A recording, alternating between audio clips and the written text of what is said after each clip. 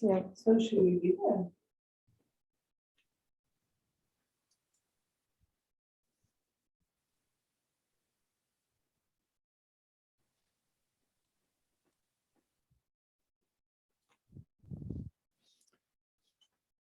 We have the flow of people joining the meeting. It's 10 Hello, sharp. Hello, Claudia. Hello. Hello, Nena.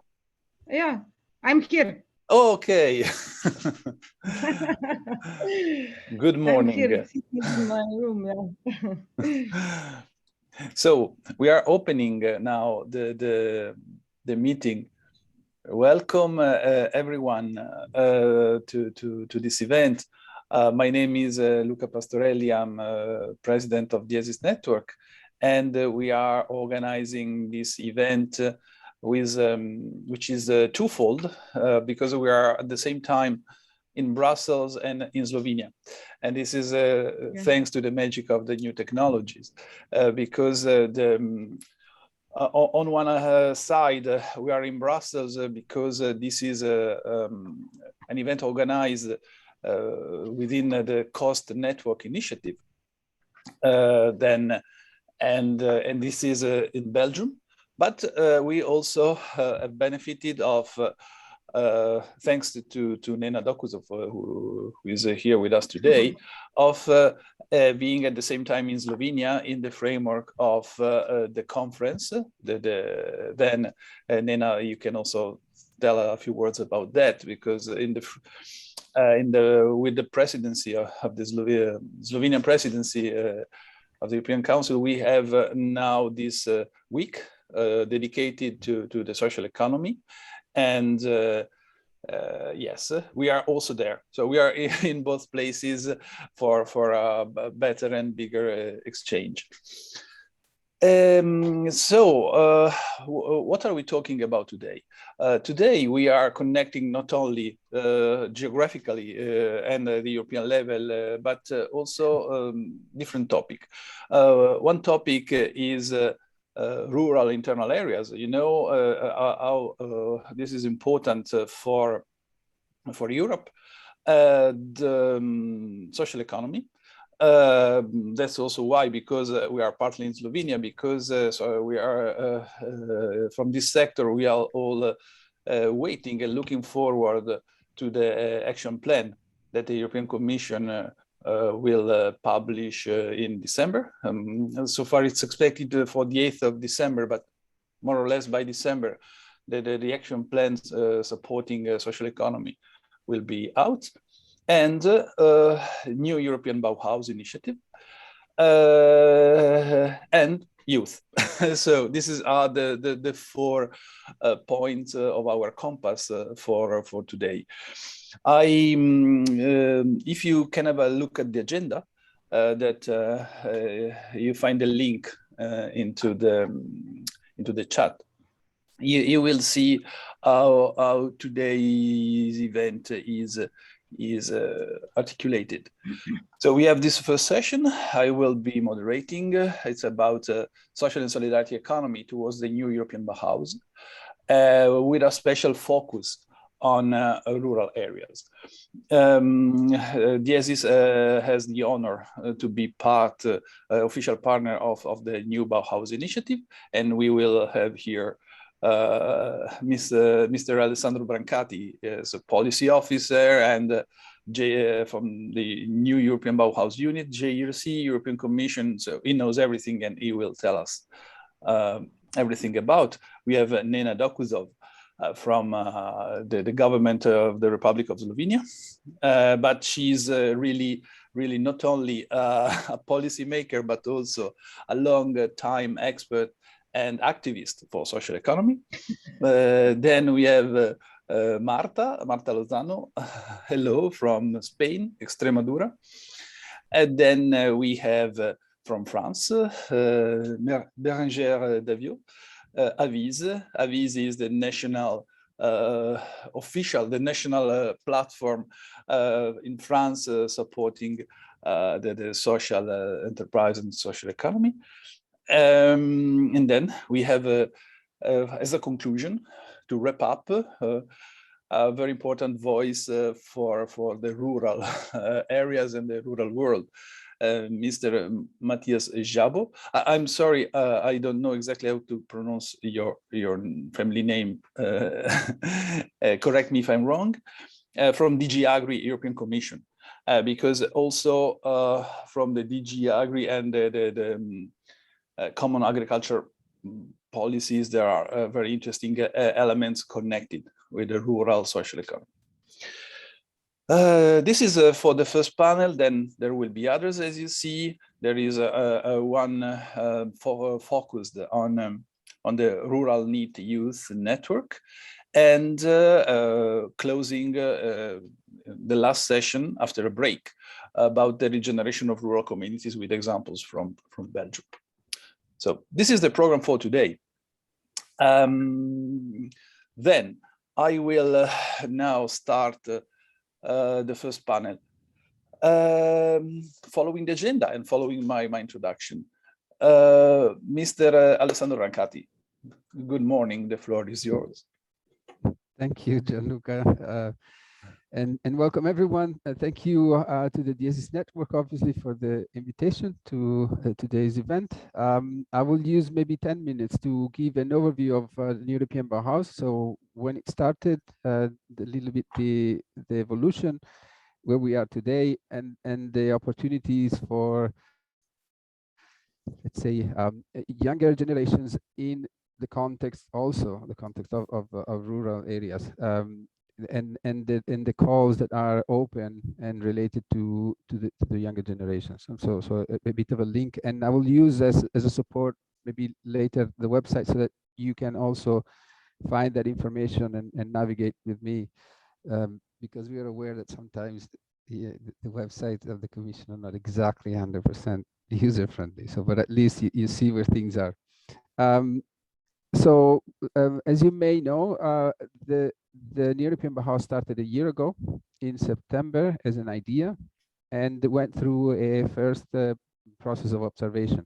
And so we opened the initiative with the in a certain sense the declaration of the three overarching values that guide the European Byhouse. So the idea of creating opportunities for places that are beautiful, sustainable, and inclusive.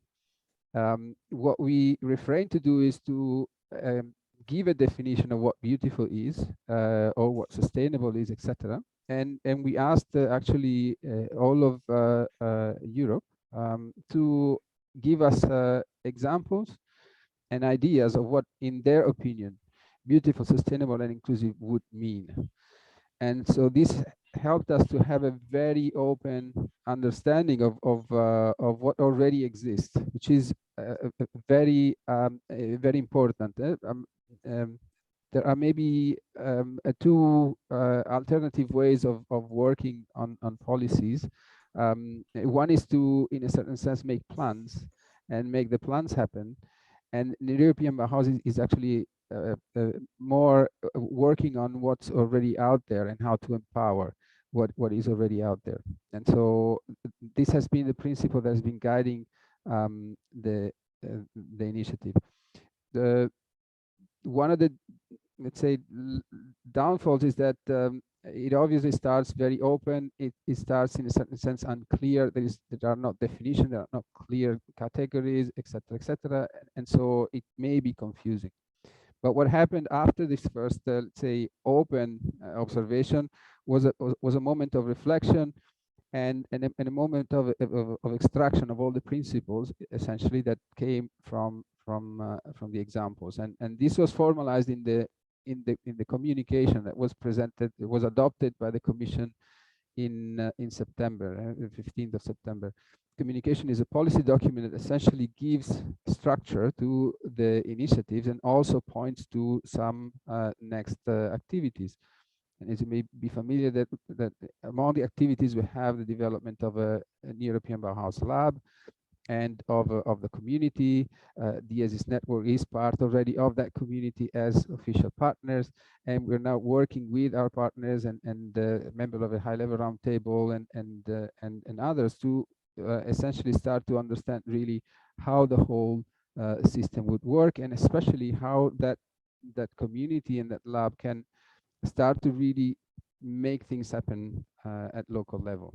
And during the conversation, rural areas were one of the key, let's say, topics discussed, and it was very clear for everyone involved that the European Byhouse is not just about cities, but it's also heavily about rural areas, the relationship between rural and urban. And so I think that the event today is 100% within the boundaries of what the European Byhouse is trying to achieve. So beautiful, sustainable, inclusive places, and in certain sense, rural area may have even more opportunities to be inclusive, to be sustainable, and to be beautiful.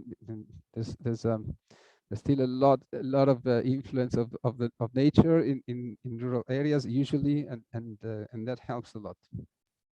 So what in the communication emerged from the that could help the let's say younger generations.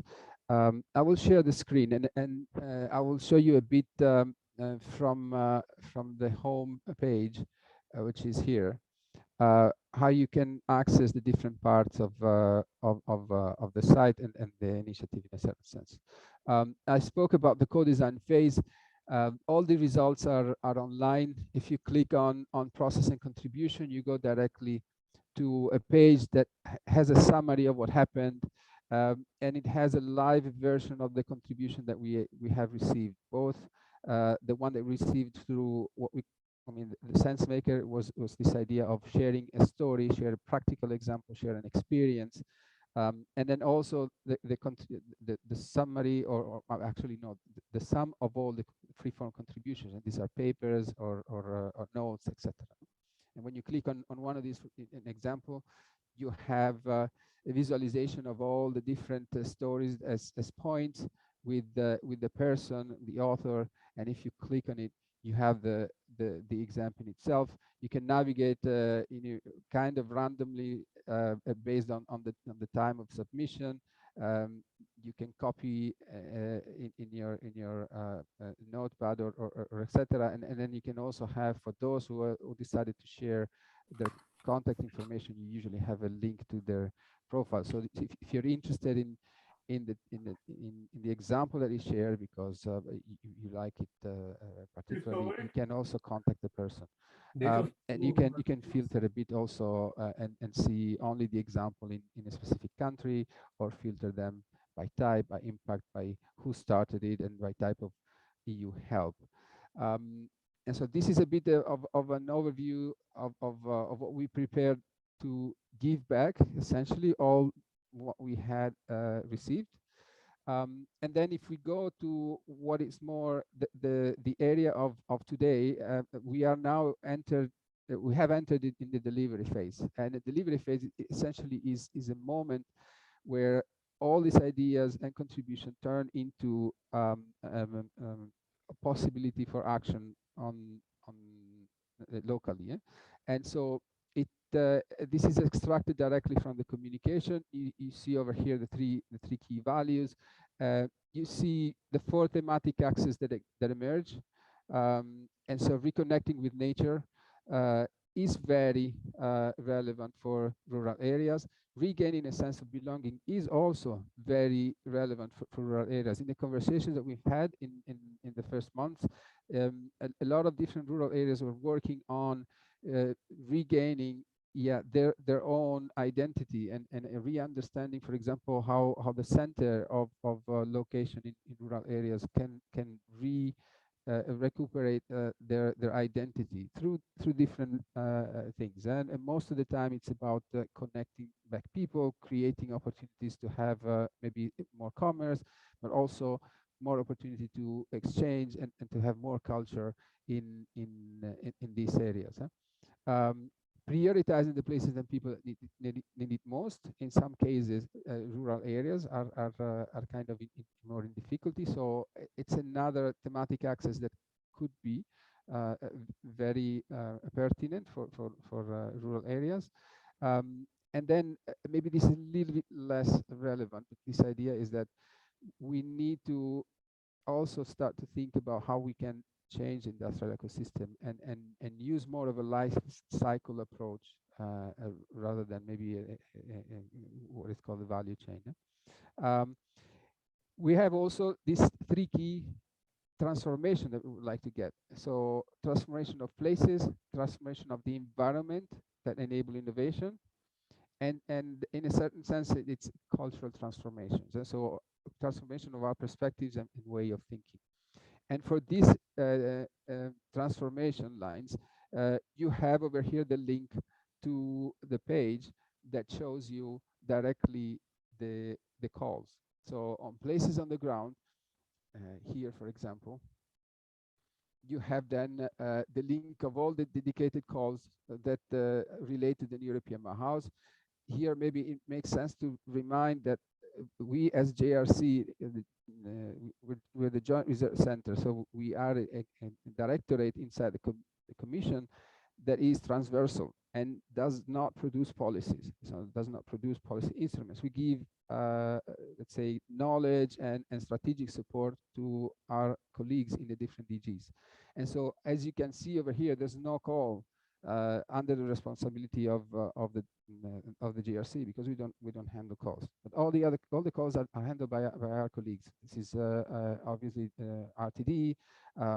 There's Regio. There are a lot of different DGs. And so what we're working essentially is to coordinate and bring together parts of calls or calls that have an impact on or have an opportunity or provide an opportunity to change the way we think about our living places. Maybe if what we're looking for in a certain sense for rural areas and younger generation, if it's about housing, here you have a connection with the affordable housing initiative, and you have also a bit more of a link over here on what the call is about, and then on the call directly itself. So you can learn a bit more about the call that may be more related to what you do in relationship with needs. And I mean, when we enter into this level of detail, maybe it makes sense to start to really get into the different topics rather than staying in the more rural area and younger generation as a chapter, because then it's easier to find what fits better. For sure, the transformation of enabling environment for innovation, this is probably the least relevant, unless, for example, you're thinking about startups. And so maybe in this case, you could check at this call. This is Horizon Europe again. I would say the more relevant, and you will see also that there's a lot more links, is the diffusion of new meanings and the change of culture. And you see a lot of Erasmus Plus programmers over here that could probably be relevant for you. And European Youth Together, e-twinning, and European Innovative Teaching Award, Discovery U. I think that all of these, in a certain sense, give a certain opportunity to maybe reframe what you're working on. Check if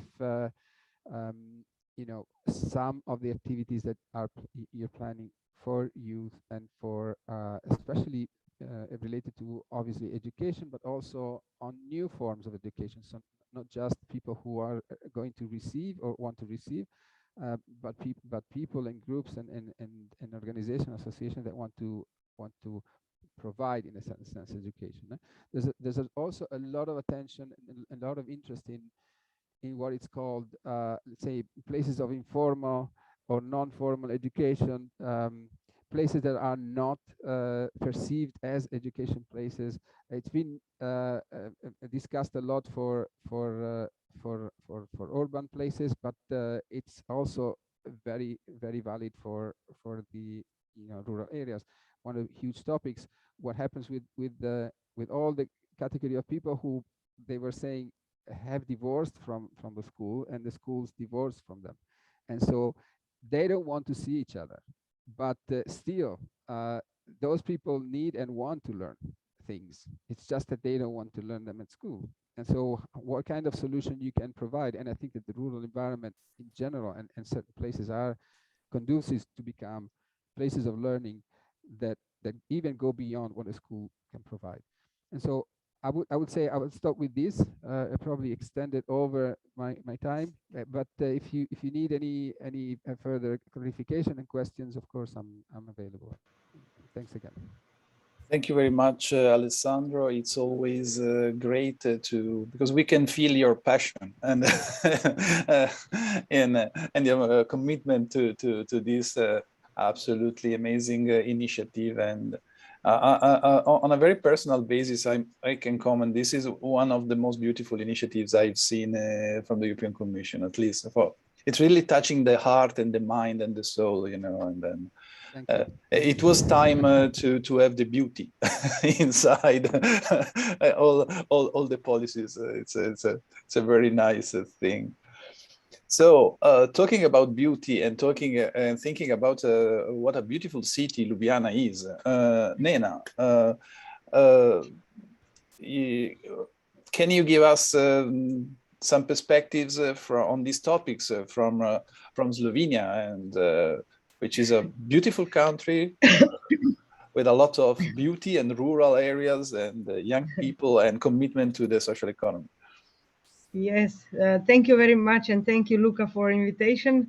I completely agree with your conclusion of the the speech of the previous of Alexandro, because we really need some soft communication from the European Commission, and I think that this is the right moment for those soft communication, even if very strong stories come behind this soft communication. And I also think that this new Bauhaus for Europe is a very strong initiative, and it can bring a lot, not only to the sector of social economy, but to all the specific sectors that are addressed through this new Bauhaus.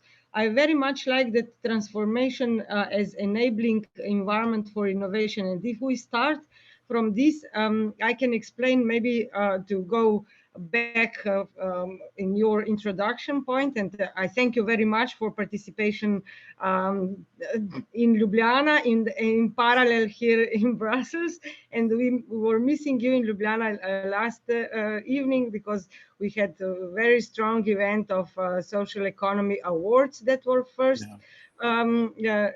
awarded to some startup companies and top ideas that have a very bright future. I have to say that this year we organize that hybrid conference, but the topics are quite strong and can be very in line with also with EU Bauhaus concept. Through all of these inclusive, sustainable, and enriching experiences that are elements of the new European Bauhaus.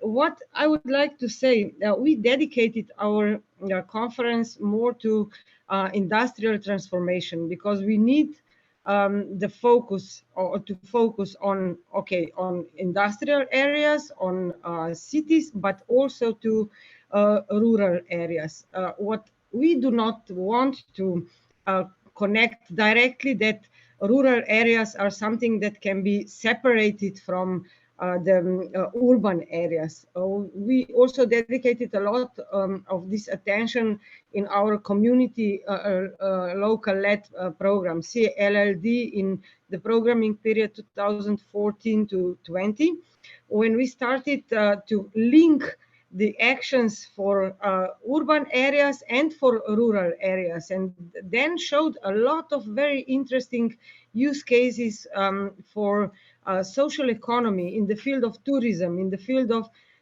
cooperatives, in the field of, for example, distributed hotels that were very popular and are still in Slovenia. Then energy cooperatives, which are also very relevant. And yesterday, I have to say that we had one workshop on sustainability at the end of the day. And also very interesting use cases were shown. Yeah. For example, on the forestry, on circular economy, how we can engage here and how we can actually start to build up, on one hand, these concepts of circular economy in the rural areas, but on the other hand, the social impact of this circular economy in the rural areas.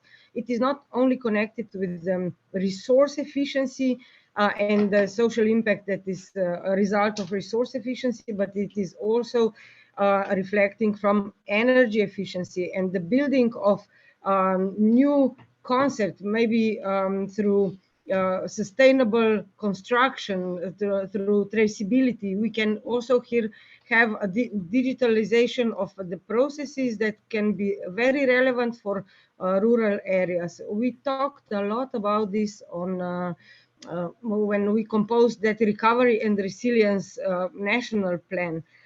Because we have all or maybe the one component for green and sustainable futures. So in the component of green and sustainable, we covered energy efficiency, we covered resource efficiency, construction efficiency, how to trace materials from the beginning. We also introduced somehow that energy efficiency pass for the buildings. And this is not the same like what is required by the regulatory requirements energy card, but it would be more for traceability of materials, how we can ensure sustainable building. We know that construction sector now contributes a lot to GDP, but on the other hand is one of the highest polluter in the certain areas. And if we adopt the measures that are here also listed, and if we include different for example, different groups of the people, also social economy enterprises, we can have quite good effect on very specific areas in the rural environment. I need to mention one more thing. We know that we are focusing into smart cities and communities, okay? But we have from our member of parliament, Franz Bogovic, we have one very strong initiative, Smart Villages, and maybe the colleague from the DG Agri will tell us more about this. What I want to mention is that during the COVID, when everything was closed, the local communities organized themselves and they connected into one platform so that they generated self-sufficient value chain for local communities. And maybe the idea can be also very relevant for that beautiful, young, and innovative components of European Byhouse.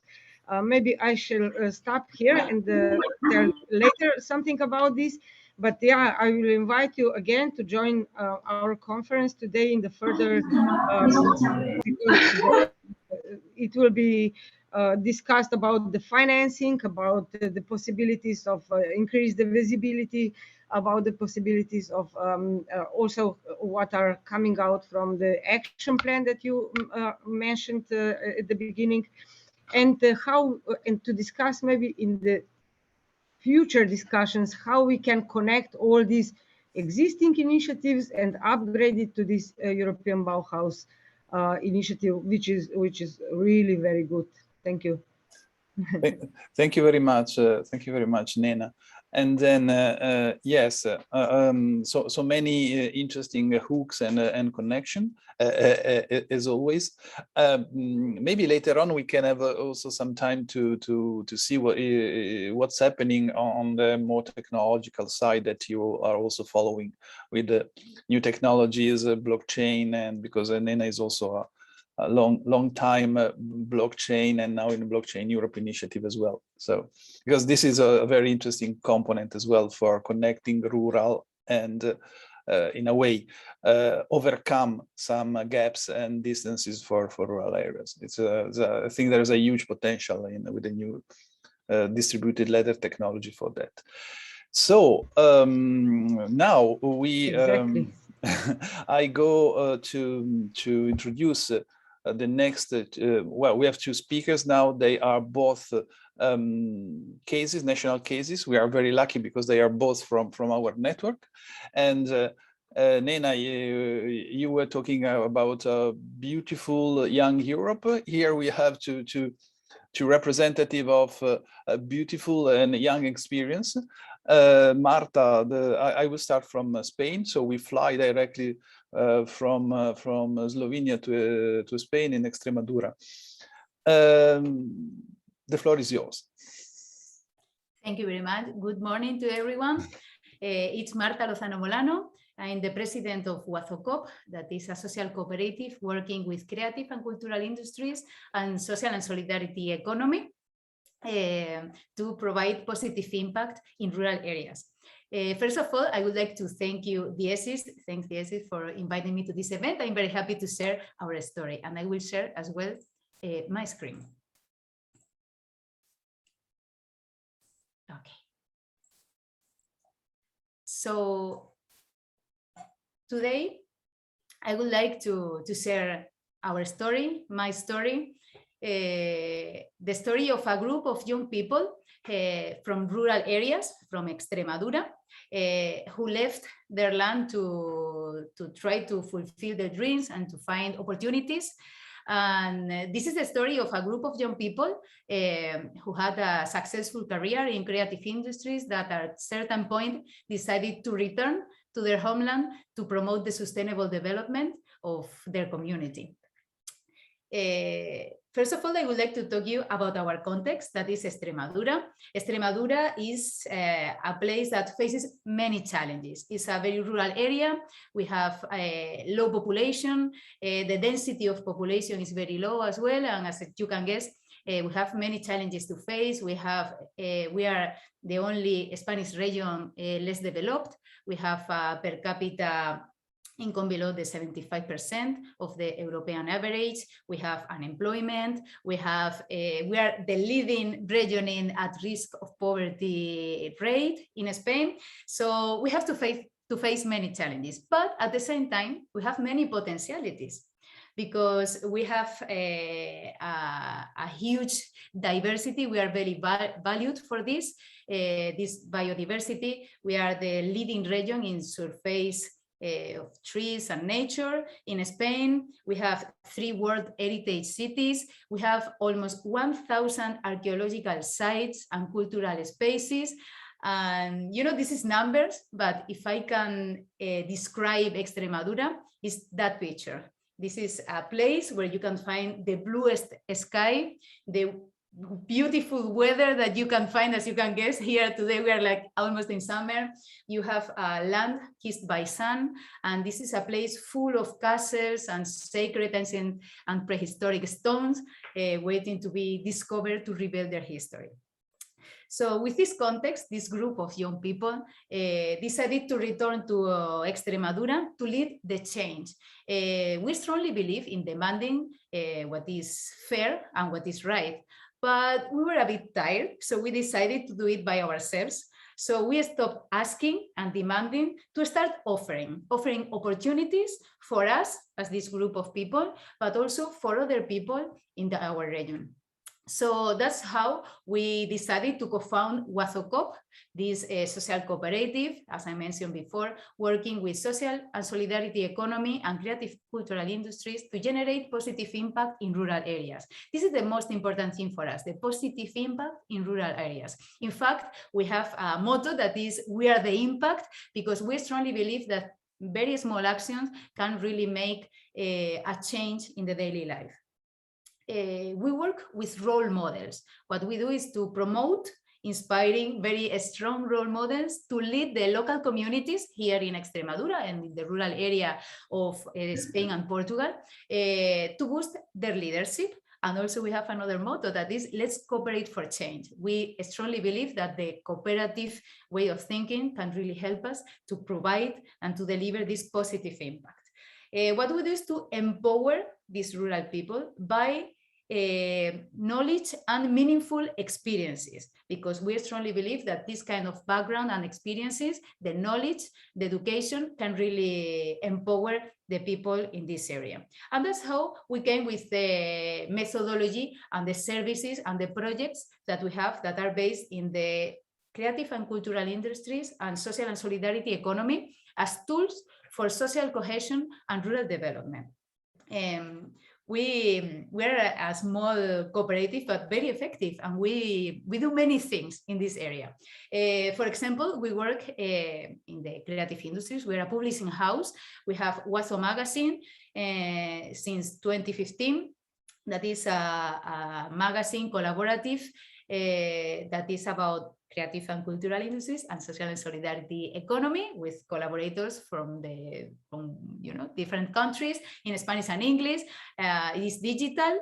And we also have Huthoko books. That is something that we are very proud, because the books that we publish with Huthoko books are supported by community, because all of them are funded by crowdfunding campaigns. This is also a challenge in rural areas, the crowdfunding campaigns, but all the revenues that we get from the books, we invested in our projects, in our social projects. We also have many methodologies based in creative and cultural industries and social and solidarity economy. And I would like to share just a highlight, that is the methodology of co-creation of awareness raising campaigns. And I would like to offer a study case in Almendralejo, that is a town where we have our main office. That this is a process of some years, where we have made 5 campaigns, 3 spots, 1 street art campaign, and 1 documentary. This is very important for us, the audiovisual in the creative industries. We have involved more than 100 people, 12 organizations. We have also involved 9 local companies, because this is very important for us to boost the local markets. We have intergenerational beneficiaries of these co-creation campaigns. We have a huge impact in social media, and we have got the support of the Ministry of Equality, the Institute of Women, the regional support, the Council of Almendralejo, and also we got the fundings from our other projects of Huthoko books, for example, to support this kind of work that we are doing with the local communities. We do many projects. I would like to highlight some of them, and then I will speak about one. At the moment, some of them, we have Culture Coop to promote the cooperatives in creative cultural industries. We have the SOPAEX to promote sustainable development of the heritage in Extremadura. We have U.S. Smart Composer, that is an Erasmus Plus, to promote social and solidarity entrepreneurship in music students. We have Rural Pride to support the LGTB community in Extremadura, in rural areas. We have Migrantes, it will be in Spanish, that is to support the sustainable development of migrant people in rural areas of Extremadura. And we have also another project like Olimpe Emprende, that is European Social Fund project with a consortium of cooperatives to support the rural women entrepreneurship in social and solidarity economy. But today I would like to speak about one of them, that is Jovenes, that is joven is youth, and es, that is like the plural of Jovenes, is the acronym of Social and Solidarity Economy. That is a project that is funded by the Institute for Youth People in Extremadura. It is a project to promote the social and solidarity economy among young rural people of Extremadura in accordance with the SDG 8. And we have three main objectives: to provide a specific capacity building experiences in social and solidarity economy, to offer professional orientation in social and solidarity economy in rural areas for youth, and to develop specific resources on social and solidarity economy for decent rural youth work in Extremadura. We have many different activities. We started at the beginning of the year. We have webinars where we invited experts to share their stories and knowledge. We have podcasts that are about one topic, also with some experts invited. We have forocops, that is COPS Forum, will be the translation, that are discussion groups to face the challenges. We have a transmedia manual, that is a book, online book to provide more resources. We have collabs, that are laboratory groups for the acquisition of entrepreneurial skills in social and solidarity economy, and also a network of youth people interested in the social and solidarity economy. By now, we didn't finish yet. We made 13 activities, webinar, podcast, collabs. We work in 13 towns, all of them below 2,000 inhabitants, that it is a challenge. We had more than 100 participants, 7 organizations, and youth rural people between 18 and 30 years old. This is the results by now. We can speak by the end of the year when we finish the whole project, but by now we have 10 tools in the platform, that is jovenes.org. Or sorry, I'm very bad with letters in English, but you can find there some of the tools, information about the project. We have the 5 webinars and 5 podcasts, and you can find the next steps also there. And here we are. This is our project. We will be very happy to discuss more about this later. You can find there our website. We can find it in social media, our address if you want to visit us in person, our telephone, our email. We're here for you. So thank you very much. Thank you very much, Marta. And yes, I think that as soon as possible, I will accept the invitation about joining in person. Yes, as soon as possible. Thank you for the moment. Now we move to France. Yeah, thank you. Helena, can you share? So thank you for the invitation. Just to remind you about my organization. So Avis is a collective engineering agency created in 2002 that works with public and private sector organizations committed to public service. So our role is to develop the social and solidarity economy and social innovation by providing entrepreneurs with support and helping to create a conducive ecosystem around them to develop their projects. So just to tell you, we represent nearly 10,000 social enterprises supported every year. More than 450 professionals who support SSC, and 500 tools. So Elena, we can move to the third slide. So after. So just we've driven 2 main programs on rural areas and social and solidarity economy. You can move forward to the next slide. So the Treson project is a program driven since 2018 by Avis and a network of local governments for social and solidarity economy, with the support and in collaboration with the National Rural Network. So we've mainly provided like tools to highlight SSC solutions in rural areas, We funded and experimented 10 programs, SSC support programs in rural area. And we've done... Bérangère, excusez-moi, sorry. I don't think it's only me.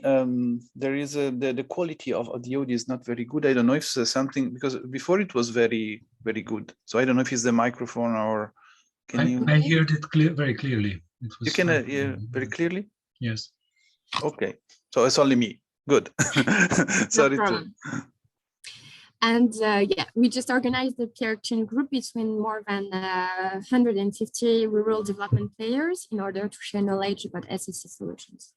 I will show you the documents. We've done a handbook on the social and solidarity economy and rural communities. And we're also organizing soon a webinar about the knowledge that we've produced at the European level. So we will send you the invitation later. To move forward, we've also done another program, but I will be short because I see that time is short. We're working at the moment with the French. We can go to the next slide, Helena. Yeah, so we're working with a national public program on the regeneration of small towns of tomorrow. It's called Small Towns of Tomorrow, to give local authorities access to SSC knowledge. So now we'll share you like maybe 2 examples of projects that are very related to what we've told during the introduction about innovation and also beautiful places and local communities empowerment. So to start with the first example, we can go to the next slide. So Jambola Workshops are at the heart of small towns, Pouhenec in Brittany, and they are installed in a former vocational school. And now they are supported since their creation by the local government. To design this third place, a discussion process with the inhabitants was driven through different workshops and studies. And they actually, some needs emerged and they developed activities consequently. So they are providing affordable premises for local entrepreneurs and young entrepreneurs and association in a collaborative environment with dedicated services. They also designed affordable accommodation for seasonal workers, mainly young people and volunteers, in a place where, in a territory where there are mainly expensive touristic accommodation. And they also developed the cultural engineering. So they developed support activities for local associations. And also they are doing solidarity actions and awareness campaigns about ecological transition. I will go to the next slide with another example. So it's also in a small town where actually there was an industrial wasteland that has become a cultural, social, and economic cluster. And maybe I will not give too many examples, but so in this former factory of seeds, the local government actually just bought a part of this wasteland and worked with the local social economy organizations to develop projects for the local communities and with the residents, entrepreneurs and elected representatives. And they developed multi-stakeholder cooperative with which developed a local timber construction industry for work integration. So it's mainly for young people who actually maybe left school or they didn't find work, and they're working on this in this cooperative. And then I picked 2 main examples. So it's the next slide and the next one again. Yeah, so these are 2 examples focusing on youth. So the MRGC is actually an association of young people nationwide, and they actually developed the rural world factories. So they are third places made by and for young people in rural areas. So for example, in Revermont, they actually created it's a place, it's beautiful, and it's a collaborative workspace for young entrepreneurs. They have also open activities for young people, so sewing, guitar, radio, etc. And they have also created a resource and support center for young people and residents projects. So it's they are working with social services to give access young people to social services. It's a collective place under construction because they all worked on the place, on building the place. And it's really rooted in the territory to help people and young people creating their own projects for this place. And finally, there is a new program in France, which is the Rural Erasmus.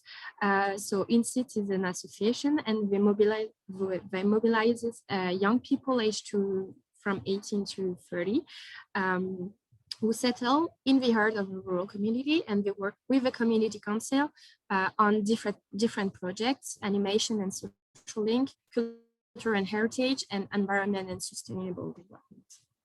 So this is for the examples I wanted to show you. I think I will stop there because there is just only 10 minutes. So Mr. Szabo will not have time to speak for us. So thank you very much. That was so much information, so much interesting things in such a short time. But yes, and we are always amazed by how in France the social and solidarity economy is able to work at a huge scale. I think it's we are also a little bit jealous sometimes, but anyhow. And yeah, and so if you want to share the link with the conference in November, I think it will be very interesting as well, because we are focusing on the similar topic. Yeah, it's in partnership with your organization and your network, and the link is not ready yet, but we will share it through social media and yeah. Okay, so yeah. Very soon. And it will be online. Yeah. Okay. With a translation service. French and English. Yeah. Thank you very much, Bérangère. Now as Bérangère mentioned, Mr. Szabo. Thank you very much, Gianluca. First of all, I must declare that I always am very happy when I can hear good practices and good projects, and I can learn a lot. So it's much worth for you to listen. You, not me. But as I was asked to conclude this panel, I try to do my best and also give some insights and some thoughts and highlight trends according to the rural areas after the pandemic crisis. As we have only a very short time, I would like to highlight a very one trend, which is quite recent, and many speak about this in a very positive context, is the so-called new urban exodus to rural areas. And which, as I said, is a very positive and hopeful wish to see, but I would like to share with you some doubts on it. If you allow me to share my screen, I would just in the last couple of minutes I saved some graphs to you according to this trend. First of all,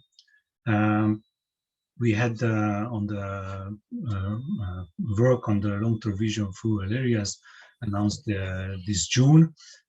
We had a special Eurobarometer survey end of last year, which had a very interesting question on this potential exodus to move rural areas from urban and cities and towns.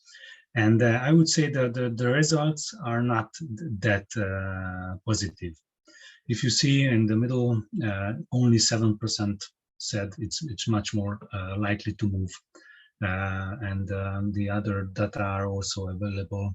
The answers disaggregated by gender, age, education, and place of origin as such. So yes, we can think about this this trend, we can also see the huge differences between the member states. But still, I would say this is not likely to have a huge impact on rural areas in short term. Why do I say short term? Many of the answers were related to rural, inclusive community and all community inclusive communities and social services. And why is it that so important? Because as we see on the most recent real estate data, this migration to rural areas are more likely happened on well-connected rural areas. So peripheries and rural areas with weaker connections to urban areas are in the current situation are not the ones who are the target areas. And if we see this connectivity is not only about broadband, so we would really like to speak about as the IT tools will change the way of life, and the new normality will have a good positive effect on the rural areas. But we have to keep in mind that not only broadband is the one and only key aspect of this connectivity, but also transport and other issues. From Byhouse perspective and point of view, housing needs of public servants are in rural areas a very crucial one, especially on these remote rural areas, where teachers, doctors had to have policemen, post service, and other public service. They have to have decent accommodation and houses. And also, as Nana said, this housing question is very much related to energy efficiency, and also the community places where we would like to see vibrant communities. They have to have they have to fulfill these kind of aspects as well. And I would say even more that where this still happen, this movement of newcomers in migration of urban population to rural areas, big challenge I see is how to keep them. Because we always see this romantic intellectual movement to rural areas, and then suddenly a few years later they move back. And of course, the answer is the same as earlier. We have to make inclusive local communities. Berengere and Marta showed us beautiful examples on urban-rural linkages and community development. I really like the positive, confident motto on the we are the impact. And I see here an important role of social economy entrepreneurs. And especially it's a very narrow part, but social economy entrepreneurships launched by newcomers. This could be a very interesting point of view for you to for later study on our discussions. During the participative works on the long-term vision, I have to say we recognize that the rural social economy actors, the needs of them are very similar to the ones which are known in the general rural development field. Social economy actors, stakeholders, they address very diverse and colorful target groups: poverty, youth, disabled people, and most importantly, from my perspective, the Common Agricultural Policy, the CAP, the Rural Development Fund, and especially the LEADER program or approach is very important and relevant and can contribute strongly.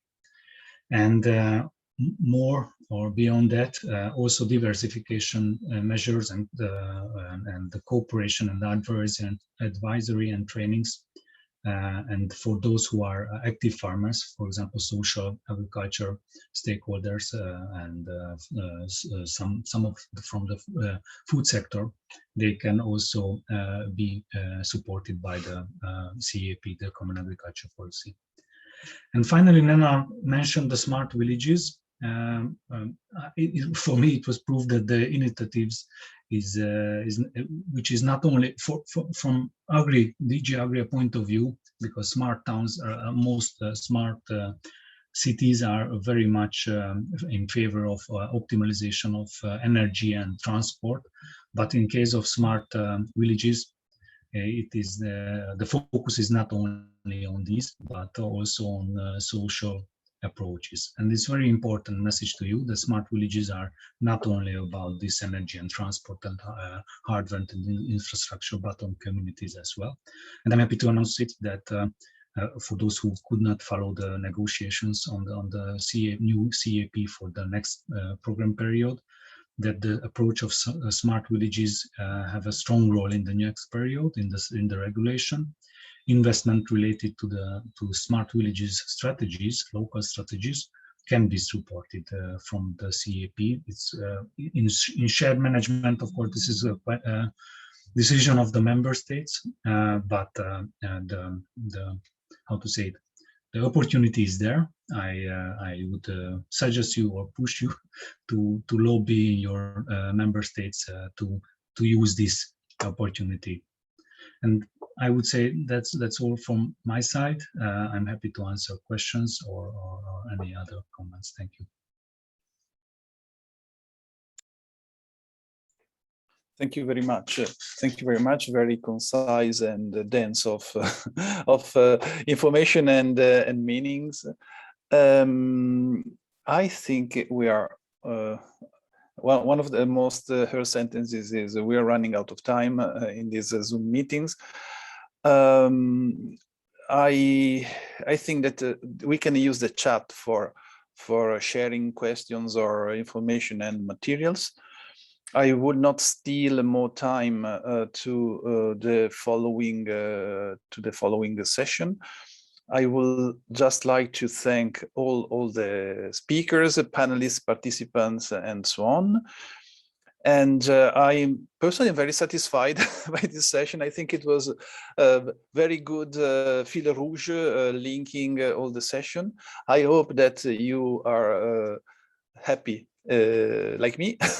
And so let's keep on talking and listening in the next session. And thank you very much, everyone. Thank you.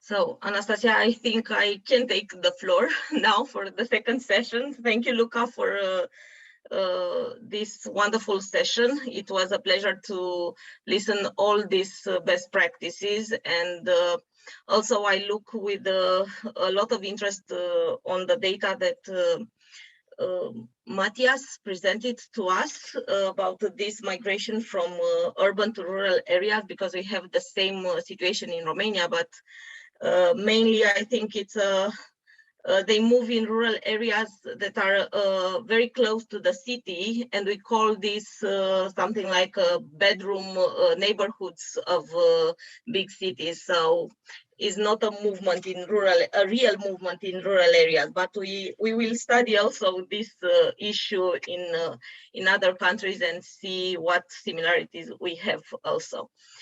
I will move to the second session, which is dedicated to rural needs, youth needs, and this session is more about the achievements and next steps that we have in the cost action rural needs youth work, modeling the risk underlying rural needs social exclusion.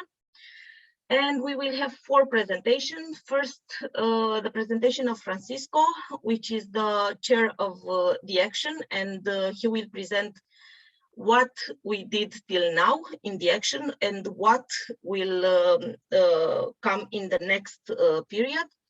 Then I will present the manual for assessment and mapping best practices intervention with rural needs that we developed last year in this project. And also we try to look on some best practices in some of our members countries, and we will look at Estonia, at the Youth Guarantee program, how it is implemented in Estonia, and also in Italy we'll see some best practices, and Adriano and Elena Marta is here to present us the case from Italy. So let's start, Francisco, because the time is short, and we try to keep it. Hello, everyone.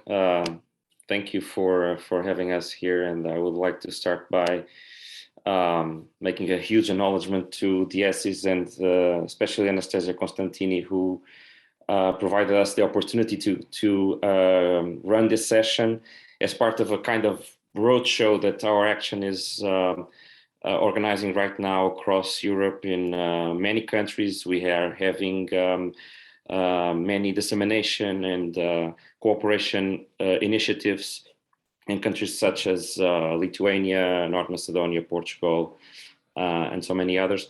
So thank you again to the ESIS for this opportunity. I really think that after the first panel, our sharing here will connect very well with the new Byhouse initiative and all the principles that this initiative provides to social intervention in rural areas. So as Claudia said, our intention here is to connect all this knowledge and learning from the first panel with also the research knowledge that the Rural Need Youth Network is trying to develop. And first of all, a word on cost, for those that are not so familiarized with cost. COST is the acronym for the European Cooperation in Science and Technology, and it's a funding organization which is dedicated to support, uphold research networks. But these networks are pretty much aligned with the vision of the new Byhouse. So these are not typical research networks close to or restricted to researchers.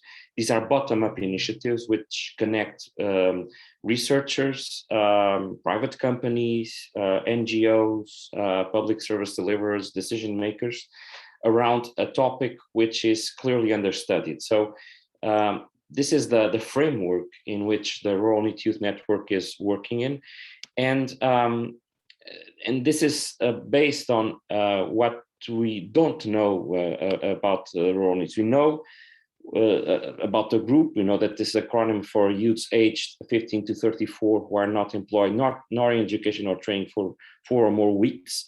So this is a statistical indicator, but in practice, it corresponds to a social group which has been more and more important in social policies across Europe. And in fact, it corresponds to one of the main and most important indicators of the social pillar. So we started to focus on rural needs when we started to look at the indicators and to the statistics, and we found that, of course, we know that the needs rate has evolved positively until the beginning of the pandemic. So we see an increase during the economic crisis years, and then a decrease until 2019. But the fact is that when we compare the rates of needs by the degree of urbanization, clearly the numbers are higher in rural areas. So this demonstrates that we have an issue here with the inclusion of young people in transition to adulthood in rural areas, which is more intense compared to cities or suburban areas. So we have to question why this situation is so important. And of course, this affects the sustainability and the long-term, it has long-term effects on rural areas. And this happens because of 2 or 3 main trends. First of all, youth unemployment. It is important to notice that the rates of rural needs are not equal across Europe. So if we compare northern to southern and southeastern countries, we can detect immediately that youth unemployment is more intense in countries such as Spain and Bulgaria than in Denmark. And the same is visible for early school leaving. So what we have been seeing is that both at the unemployment and the education sectors, we can find negative indicators that really burden young people in rural areas and can be strong predictors of this situation of being a need in rural communities. But we also should look at the situation of rural needs because of specific challenges faced by rural communities. One of them is the fact that rural youth face lower professional skills and long-term unemployment risks that are much stronger than the ones that are faced by young people in urban areas. We also see coming up from some studies this idea that rural youth and specifically rural needs do have more negative self-perceptions about their capabilities, and we also see a higher incidence of mental health problems. Again, another problem that we should face is the fact that we are detecting lower community and civic involvement among rural young people and especially rural needs. And more recently, we also have seen some data coming up showing that rural youth, especially those that are in more vulnerable situation, are more permeable to national or other radical movements. So we have a number of specific challenges which justify the situation of rural needs as being higher and with higher shares in rural areas. Associated to this, we also find higher rates of out-migration. So we've discussed this in the former panel. And I would like to highlight also the fact that at the policy level making, we see this kind of mismatch between main broadband policies and their proclamations and what in fact is happening on the ground. Because most of the times these policies do not correspond to local needs, especially the needs of young people. We might ask how decision makers are reacting to this. We must say that rural youth are more on the spotlight today than they were 2, 3, or 4 years ago. For instance, the new youth strategy has indicated moving rural youth forward as one of their 11 priorities. So this gives a hint that young people in rural areas are becoming more and more important for policy agendas. But the same is not seen across scholars. So when we, for instance, compare the number of papers through a bibliometric review that focus on rural needs and needs in urban and suburban areas, you can detect that rural needs are clearly not on the spotlight of researchers. And that's one of the main justifications why we organize this network and why we are working together to produce much more knowledge about rural needs. So I would like to talk to you about very briefly about Rural Need Youth Network. Our network gathers 33 countries and more than 100 participants across Europe and worldwide. And we have 3 main goals. We would like to establish, and we are doing that, an inclusive multi-stakeholder representation network of different countries, with the intention to foster knowledge, skills, and best practice exchange among our members. And the main outcome of this network is to establish a rural needs online observatory, which will work as or will be a platform not only for synthesizing research, but also to promote training. Talking about deliverables, and Claudia mentioned that we have been working hard on organizing some knowledge on a systematic way. So we delivered 14 national reports. This is an example for Portugal, but we have it online, open access, the reports for 13 more countries. and we established a kind of a baseline in these reports for rural needs across different countries. Claudia is going to introduce the manual for the classification of intervention best practice with rural needs, so I won't go in deep into this. Last January, we also had an online conference on the issues of the transition from school to work in rural areas. And more recently, we are developing and delivering 3 special issues, one on the topic of youth and mobility in rural societies, which is already available on the Sustainability Journal. Another one is just building up, and until the end of October, we will have this special issue on challenges associated with European rural needs and youth inclusion on the Youth and Society Journal. And we also have a third special issue coming out on the Quality of Life Journal, which will focus mostly on policies and best practices across member countries of the network. I would like to share very briefly what are the opportunities that we might provide to those of you that are interested in moving rural communities forward, and specifically rural youth forward. One opportunity is just to become a member. You can apply to become a member, and I'm going to show you later the website where you can apply. But we can also work together. So something that is really aligned with the idea of the new Byhouse is to collaborate in complex networks, so that we can deliver more effective practices, programs, and policies. This is an example from Portugal, a recent one. Some members of the network are starting to collaborate with the regional government of the Azores Islands.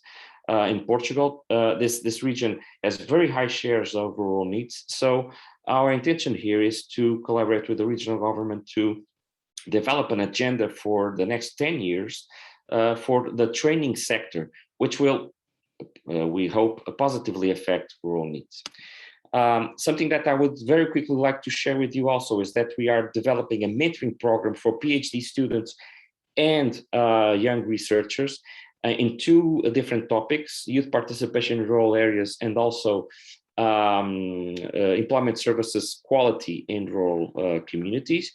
And this mentoring program is dedicated to support PhD students and young researchers to develop new research proposals at the national and international level with senior researchers as mentors, so that in 1 year they are prepared to submit high quality proposals and enlarge the capacity of our network. You can also apply to short scientific missions, conference grants, in some conditions to funding for publications. We are open to these kind of proposals. You can check our website, and this is our website where you can find not only our outputs, as they are open access, but also all the calls that we keep opening. And given that we are now finishing a grant period and starting a new one on the 1st of November, please keep your eye on our website, because on mid-December, probably, we will have new calls for you, new opportunities. So Claudia, that's it as an overview of the action. And of course, I'm more than willing to listen to your questions and comments. Thank you. Thank you, Francisco. It's about only the sound. Every time, before we just want to see you in a room, but now it's about do you hear us? So I have a problem with the sound. It was on mute. So let's go to present you one of our results, outcomes from the last year. It's about the manual for the classification of best practices intervention for rural needs. I would like to, let's see if I can share my screen. Let's hope. Okay, it's the good one. What we want to do with this manual was to make a framework in which to include some indicators for the classification of best practices dedicated to rural needs in all European countries, but not only in European countries.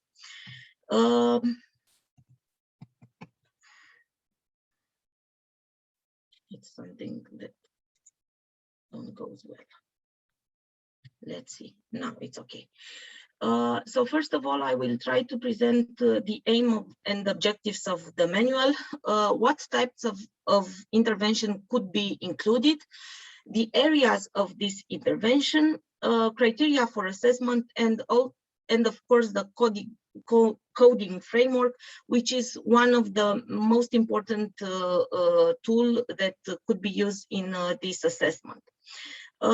Here you have the link to the manual, and I don't know, maybe at the end you will have the opportunity to see all the presentations, and you can use the link to see the manual and maybe to use it if you consider that it's a good instrument for you.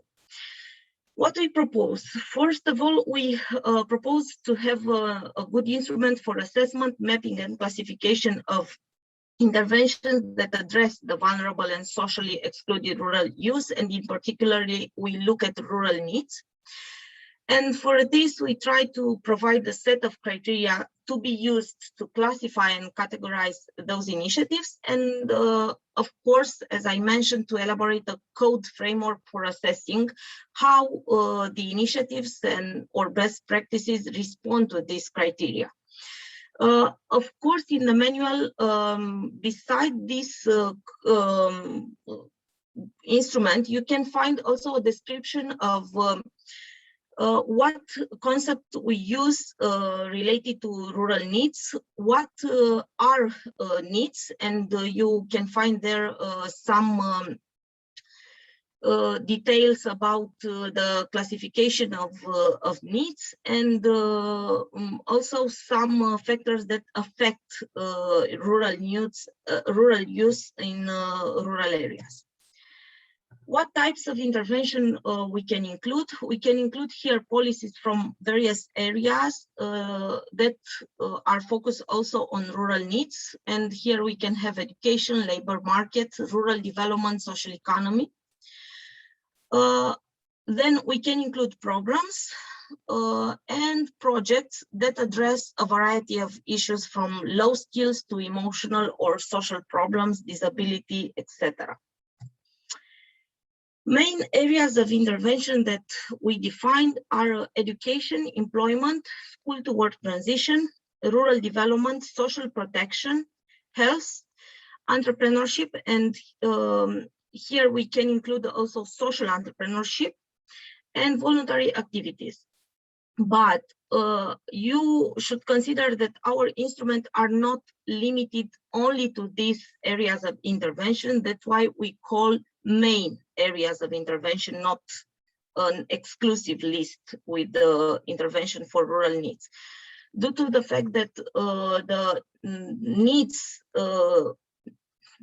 of this category is changing, like needs of all the society, we should look also to other areas of intervention from time to time.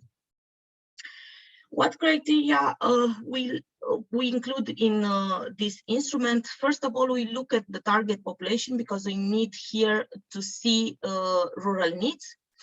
The relevance of the project or intervention for the target population. What mechanism we have for target population participation in the initiative. If we have the collaboration of other stakeholders, we look at some ethical issues. We look at innovation and sustainability and impact on the target population.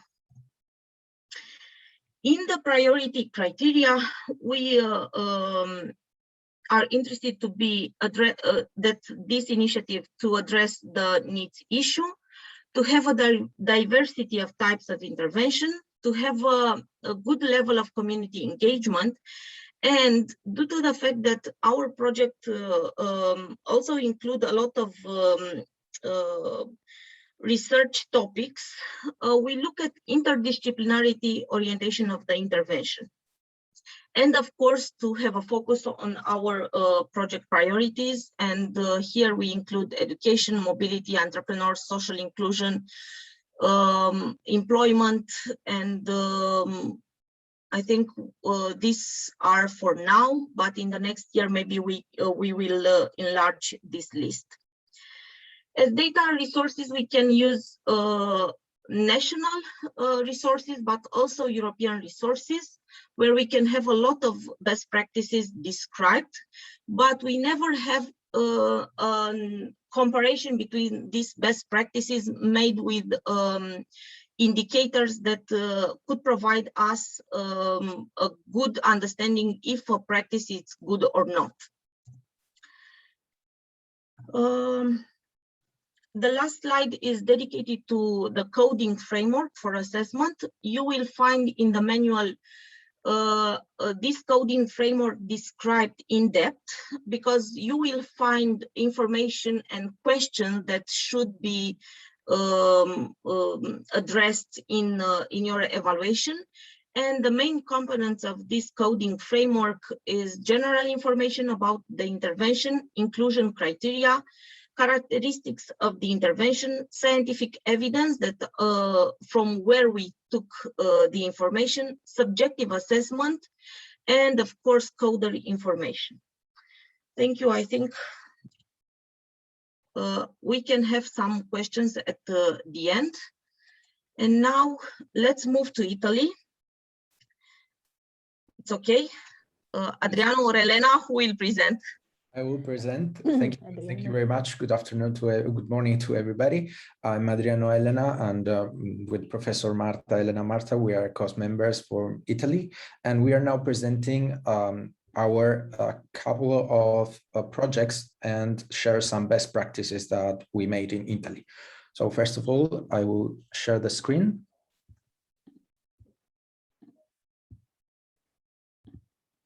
Okay, put it in presentation, but okay, perfect. So first of all, what I would like to show in this presentation is that these interventions dedicated to needs in which we were involved highlighted the most significant problem in working with needs is interception and engagement. So we have decided to share you on this occasion how in this project that we were involved as Catholic University of Milan, what strategies they use to engage and to intercept this kind of need. So here I will show you strengths and areas of improvement of each of one strategy, and also some suggestion will also be made. Of course, the intervention will close with a recent development born as a result of the cost action dedicated to rural need, which means that after the collaboration with COS, some new initiatives could be developed thanks to the cost action. So the first project I would like to introduce to you is NeedWork. NeedWork is a project that was aimed at addressing youngs in very very exclusion, marginality, and with difficulties also. So it encompasses young people with lower educational attainment, and the aim was that one of let them practice in internships or trainingships. So as you can see, several entities from the third sector were involved. You can see that it was from Fondazione Cariplo, which is a private foundation, Fondazione Adecco per le Pari Opportunità. It's a kind of foundation for equality and diversity, Mestieri Lombardia, which can be considered an employment service, a private employment service, and Istituto Tionolo, which is a research center connected with the university, Catholic University. This project was implemented with funds from Youth Warranty. And of course, as I said, it has the collaboration with third sector entities, meaning that we help young people in finding internship in the third sector entities. But of course, something that this NeedWork project has of importance is its psychological support, what means that 2 psychological interviews were implemented in this project in order to help the need to better understand on one side what are the aims of the life that he wants to reach, and also the areas of improvement that he would like to implement, and on the other side to also support the need inside the internship in order to see if the young people in internship are living their internship correctly and what are they learning from it. As you can see, a NeedWork 2, so a second round of this implementation is it's starting right now actually. The second project I would like to show you is Lavoro di Squadra. Lavoro di Squadra was a project was implemented in 2 years, from 2014 to 2016, and it's thanks to ActionEd, that, as you know, is an NGO operating in this case in Italy, and there were several cities involved: Milan, Turin, Alba, Reggio Calabria, and Bari. You can see that Milan, Turin, and Bari are urban areas, and Reggio Calabria and Alba are small towns, actually. Lavoro di Squadra was interesting because it tries to involve young people and needs in particular by using sports. So the idea was to create these sports events in order to gather young people and at the same time to offer them work opportunities and work orientation. The objective of this intervention was to help them in the orientation and help them in job placement. So to help them to decide which is the area in which they would like to work and which is the area in which they would like to invest for themselves. Well, the Applied Social Psychology Lab, it deals with the evaluation of efficacy of this project, and of course, networking and outreach programs to intercept needs and offer training paths were used, and flyers were the main points, the main communication mode used to promote this kind of project. But in this sense, we are going to see it better afterwards because we collected all the engagement modalities together. The last project I would like to introduce to you is Me Generation Lab, which was held by the municipality of Milan in 2015, and it consists of a series of training courses, free training courses, in order to address different contexts of the social private in Milan. So different contexts of the city of Milan by helping associations in promoting this kind of courses. I wanted to present you these three kind of projects because you can see that they are offering different things. On one side, we see internships and traineeships. On the second project, we see job placement and orientation. And on the third one, we see training courses. So that you can see that different proposal for needs. But even if the proposal were different for the needs, the modalities of engagement were more or less the same. I collected 4 principal modalities of engagement that were used in these 3 projects. And the first one is proposed to those who have submitted their CV to a job center or employment agency. So it means that we call the employment services and ask them for the CVs of those need people that already brought their CV to the employment services. What is the strength? It's that we know and we reach people that are already motivated. But the weakness is that we don't reach the motivation part, and of course that there can be mistrust, because of course you are not actually actively asking for that service. You are just actively asking for a service from the employment service. So this is a project that goes beyond the request of the young people did. The second one is targeted campaign on Facebook, and the strength is because it's a social known among young people and it uses the typical youth language. But the weakness is that not all needs access is it, and that of course technological mediation does not always foster motivation. And in Facebook, there's something interesting that it engaged mainly needs relatives and not actually the needs. So maybe the mother, the brother. There is one point to say, we are talking about 2015, 2014. So now we will see afterwards that maybe Facebook is no more a channel that we can use, but maybe Instagram and TikTok are more trustworthy. Information on the project website, its strengths is always available, clear messages, but of course not all needs access to it. And because you need proactivity to go to the website, and you of course need to already know that, or to Google it at least. So it requires some motivation from your side. And of course, here's the same, because engage mainly needs relative, because it's the mom or the father who looks after the web to find opportunities for their son or daughters. And then networks of services and association, it's okay because it engages with the territory. You create partnership with these associations, it engage needs, but this is also a strength and a weakness because you only engage needs that are already engaged. So you just address high functioning and selected needs, and it struggles to broaden participation to the more peripheral and difficult to engage needs. So we will start thinking about that. Thanks to a cost collaboration that we did in this study with Romania and Portugal, we did an evidence-based and youth guarantee study. We tried to use the policy narrative framework in order to examine whether evidence-based was used or not used in addressing the youth warranty and also the implementation of youth warranty in each country. Of course, the study involved analysis of youth warranty documents in 3 European countries, as I said before, Romania, Italy, and Portugal. But what is interesting for this presentation is that we also had interventions with 26 interviews, policymakers, employment service managers, and NGO managers. One of the results, of course, was to show a predominant use of statistical data and exclusively public institution data. But what I would like to address in this presentation, that from these interviews, there comes some hints and also some new strategies that could be implemented, because one of the problems that all the interviews said is that we are not engaging needs. Most of these funds goes to some traineeships that actually are implemented, but for people that not really that they are not really the target that we wanted to reach. So this was a very huge problem. So asking them what could be a thing that could be useful for this? Well, we tried to categorize these different kind of new modalities of engagement, trying to analyze the strengths and the weaknesses of each of it, which is the goal of this presentation, actually.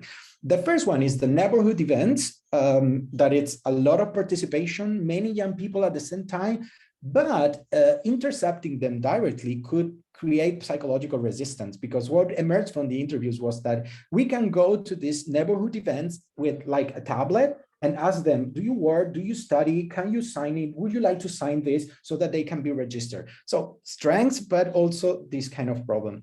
New social campaigns, as I said before, Instagram and TikTok, because social known amongst young people, but not all need to access it. For example, because if we consider the needs from 15 years old to 25, it's okay. But from 25 to 35, it is difficult that we find that on TikTok, of course, and maybe also on Instagram. And of course, the problem of technological mediation always stays here. So some of them said, what about influencers' involvement? So that we can ask to influencers to promote the policies or to promote youth warranty or to promote the projects, because they have a large following, young people emulate them. So it could be a new way of using the social network. On the other side, of course, they don't reach all young people, but only part of them. But of course, it is necessary to involve a lot of them so that we can broaden the target. So different influencers in different sectors can maybe reach a huge number of needs. Sporting events, taking it from Lavoro di Squadra, but Lavoro di Squadra first addressed needs and after proposed the sport. Here is the opposite, to create sport events in order to gain participation of young people in the sports events.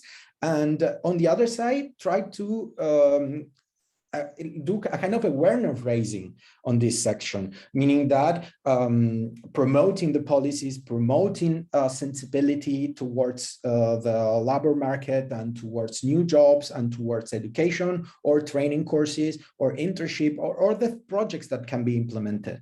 Of course, the weakness is that being focused on the sporting activities may not pay high attention to the proposal, meaning that they really wanted to go there because of the sport activity. But in our opinion, it can be a good way of engagement. Direct information in meeting places, meaning that they, in a lot of squares, for example, you see a lot of people gathering together. Maybe they are just staying together, but maybe they're not in school, they're not working. So just go to them and ask them if they would be interested in participating in some projects, or if they would like to subscribe to some platforms in order to be contacted. So it could be a good way to go there straight forward to the territory, to the needs where they're staying.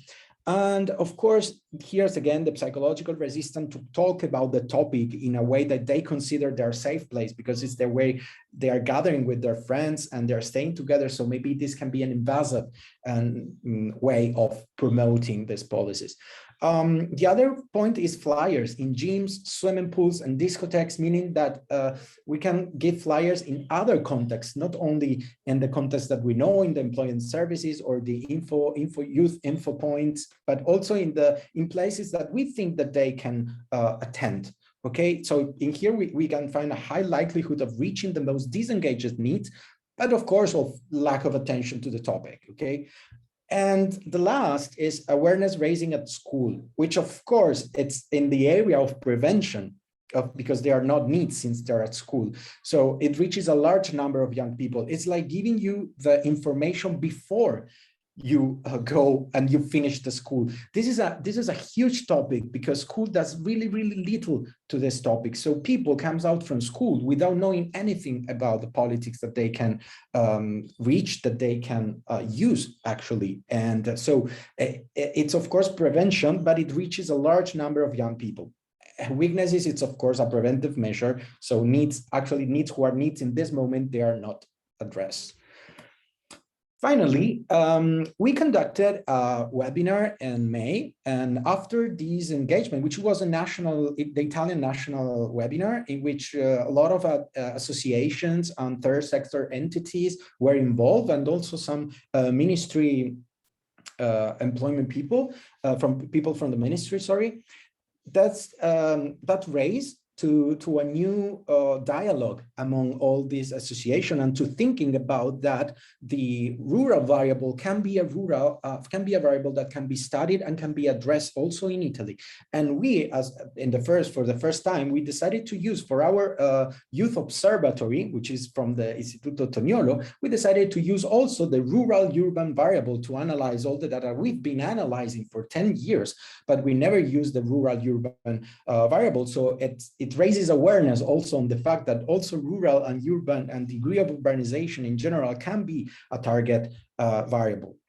And so what happened afterwards? Afterwards, we were contacted by the Ministry of Youth Policies in order to develop a research on the topic of NEET interceptions in 4 Italian cities, 2 in urban areas and 2 in rural areas.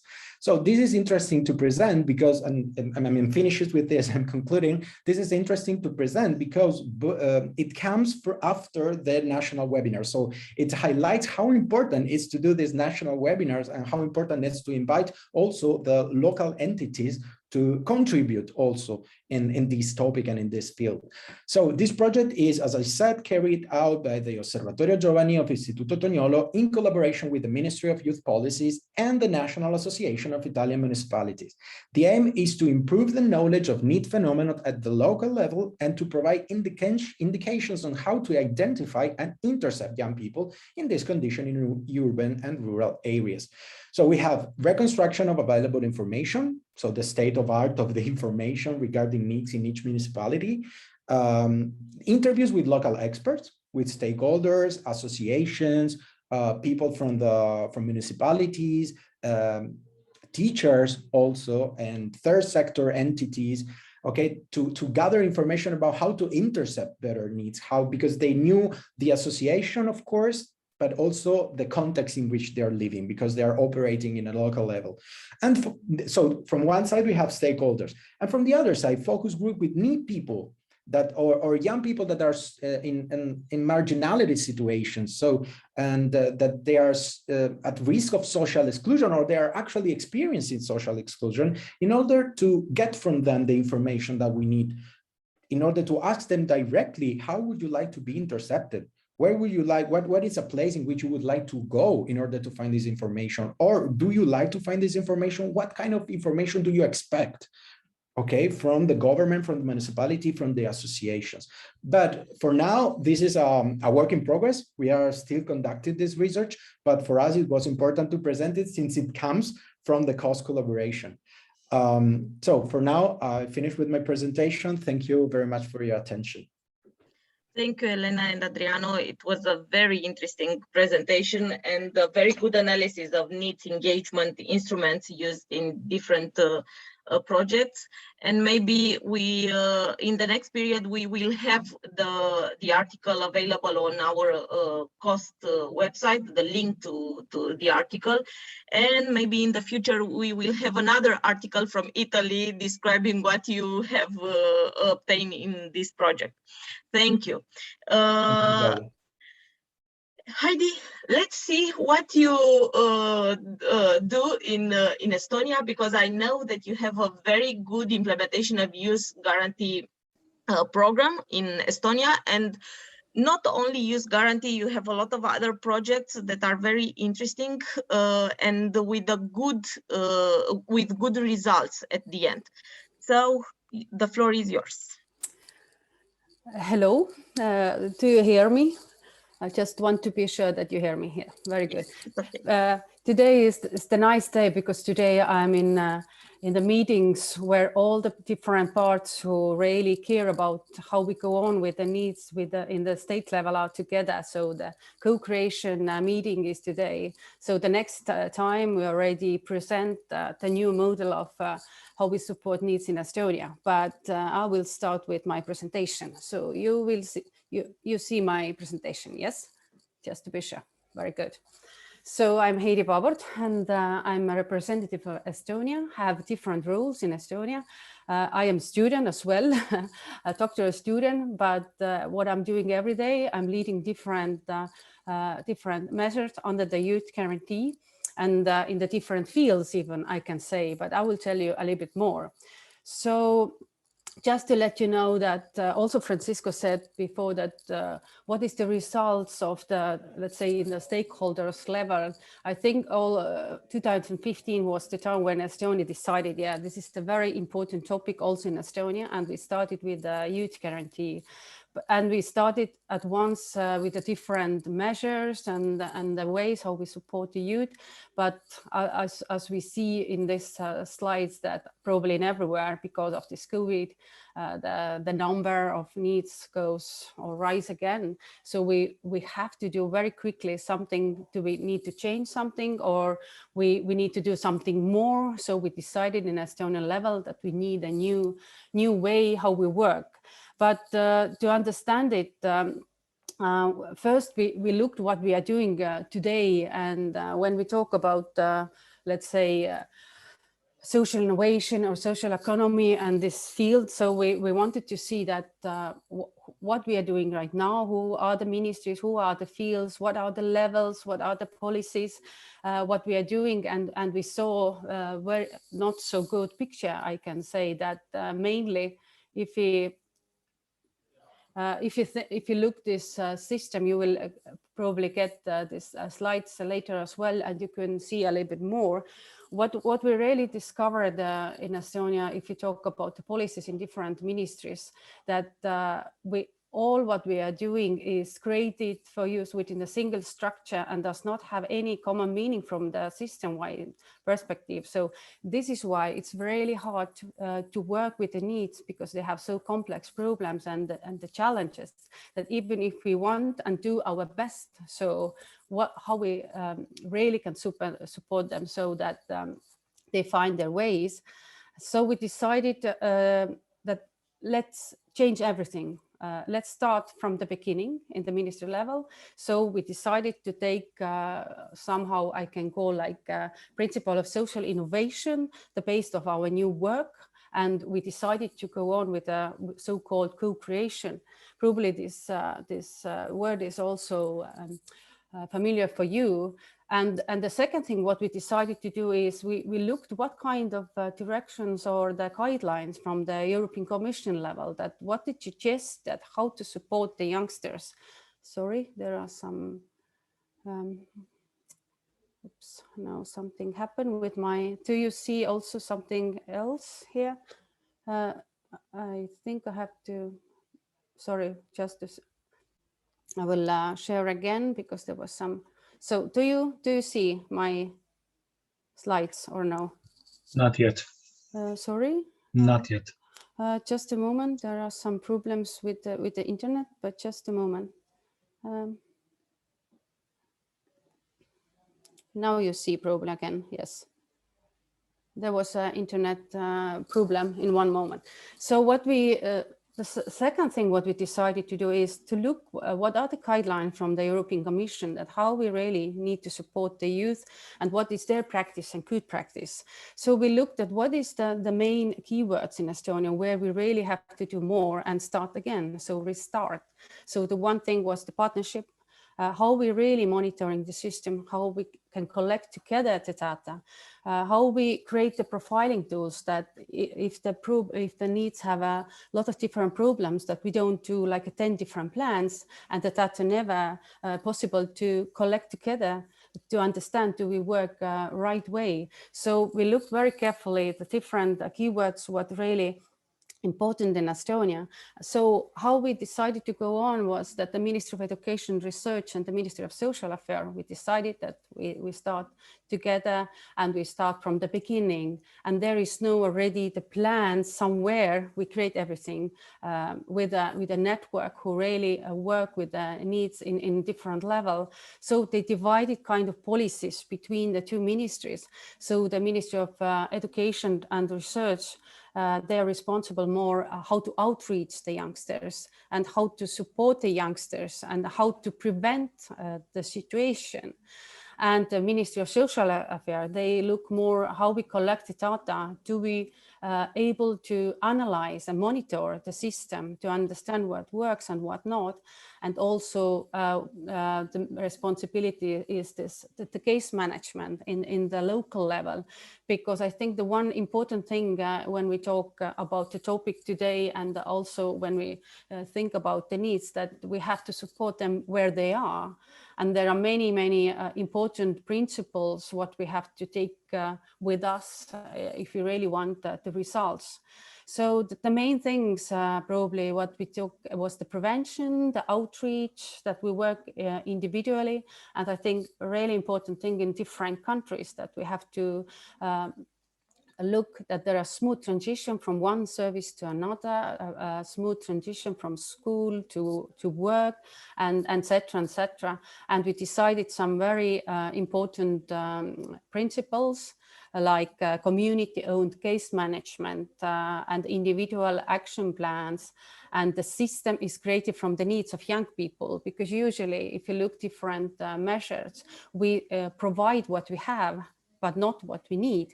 And this is very often the problems, because we start from another side. So we start from the end, but we have to create already or think already when we create new services, how it influenced the policy, or how policy or the guidelines from different financiers really say what we have to do. So do we do what the youngsters need or what the system needs?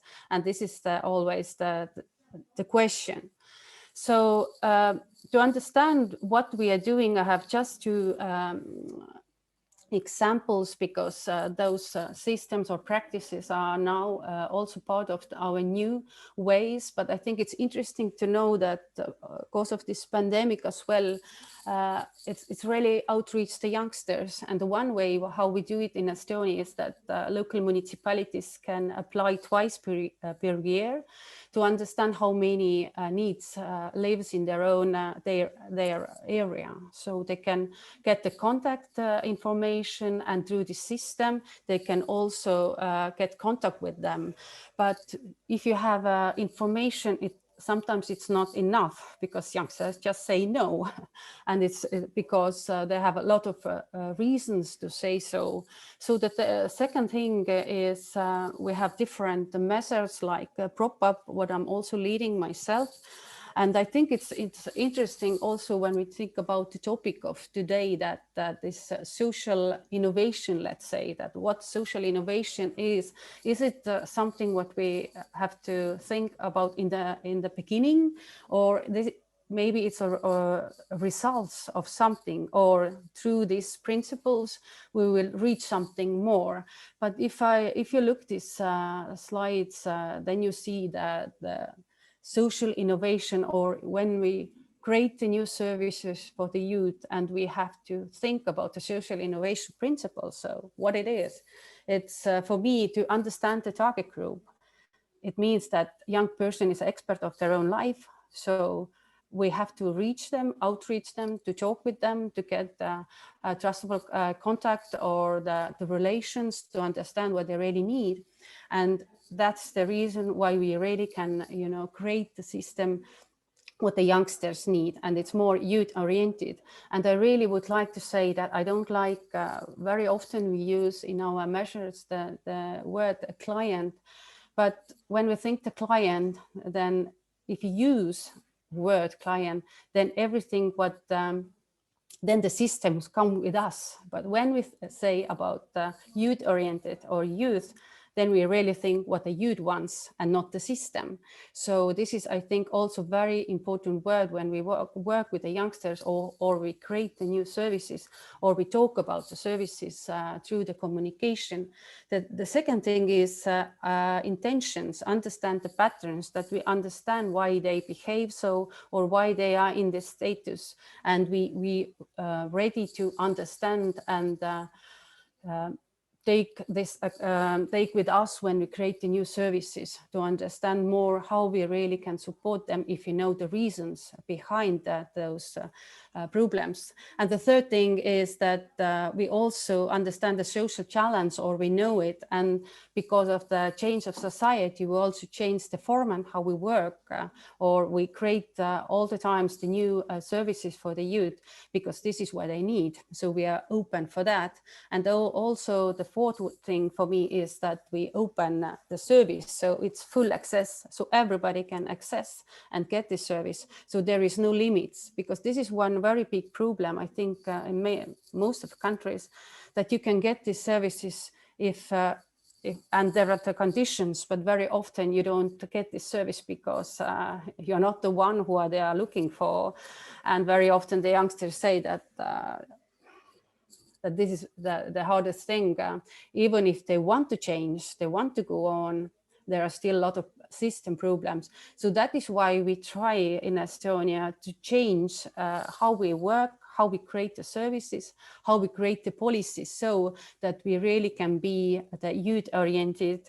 And the result is not just the education and the work, but also exit from, let's say, this advancing situation, or sometimes they are now part of some system where they are more integrated with the community, and this is also very important. Of course, the financiers hopes from us also that they go to educate, back to school or work. So there are a lot of things what we try in Estonia, and what we are thinking when we think about reflective policy, and how much we can involve the youngsters already when we create the policies and the services, and also during the services, that, let's say, they can decide what they take, because as I said, young person is an expert in their own life.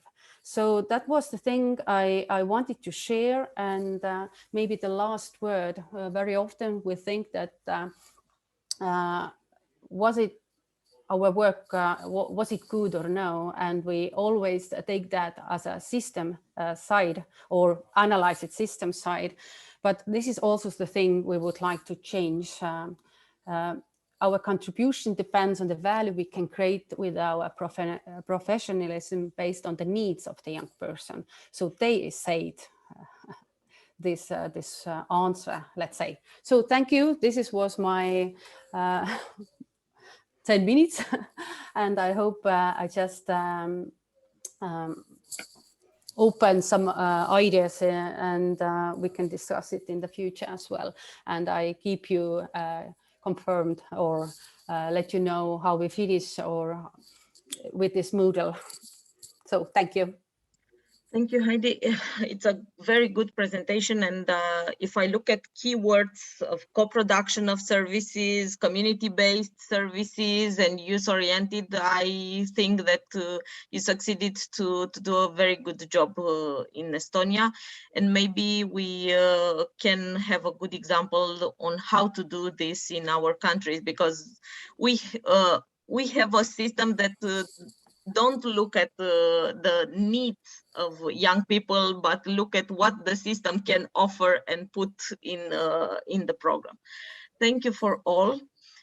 Very good presentations, and I hope that this presentation can help the others to see how we can link the rural needs with the social economy and with community development also in rural areas. Thank you, Anastasia. I think it's your. We should have a break, but I don't know if it's time for this break. Yes, I don't know. Maybe if we want, we can have a just 2 minutes break, and then we can restart at noon. Just 2 minutes. Just if you if you want to keep us water glass.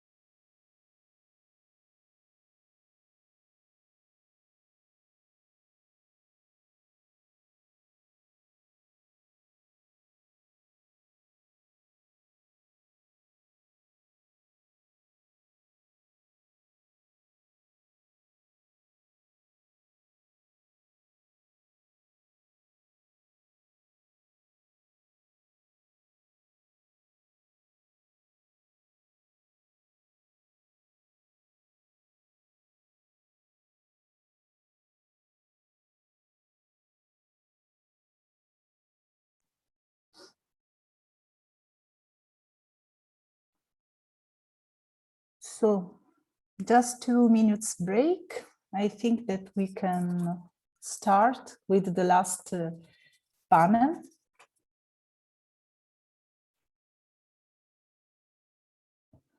The last session is related to the national level. So we started at EU level, then we go through our cost network with all this interesting good practice and insight. And now we focus on the Belgium part. For the Belgian part, since that also has Diesis, we are working a lot on this field of empowering a rural community. We would like to start to present you a project related about that and focusing on the young generation. And in order to do that, when we talk about rural development, we are trying also to include a sort of new trend that are like a weak signal that can help maybe the young generation to be more attracted to the rural area. And starting from that, we are focusing a lot on understand how creative cultural industry and social economy enterprise can work together to implement this, especially for the younger generation. And starting from this reflection, I would give the floor to my colleague Eleonora Lamio to present one of our projects, a CASE project that we are implementing at EU, but also at national level here in Belgium. So Eleonora, the floor is yours. Yes, thank you, Anastasia. I will share my screen. I hope you can see it. Today I will talk and present to you the CASE project. Everything started already some years ago. With Diesis, we were interested in exploring the link between social economy enterprises and the creative and cultural industries, and especially the benefits that this link could have in rural areas and in particular for young people. This is why we decided to build the CASE project. That is a project especially focusing on marginalized young people, including in the rural areas, and to provide them with the tools and support they need in order to become social entrepreneurs in the creative and cultural sector.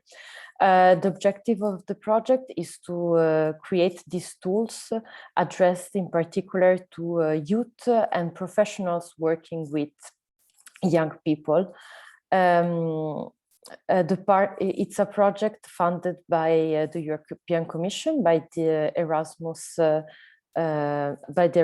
program, and the partnership it's not only in Belgium but also in the UK, Italy, and Spain.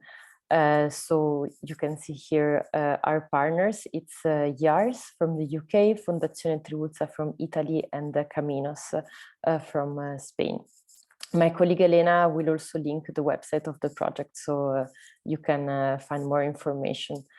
With our work, we started at looking at the Belgian situation and Belgian socioeconomic background in general, and then specifically related to young people and nets, including in the rural areas. We started our study looking at the employment and most of it unemployment trends in Belgium.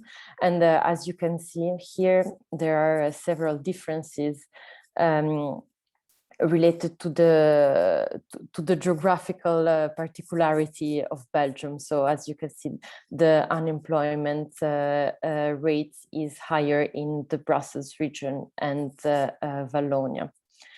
Then we also look at the impact that the COVID had on the Belgian socioeconomic situation.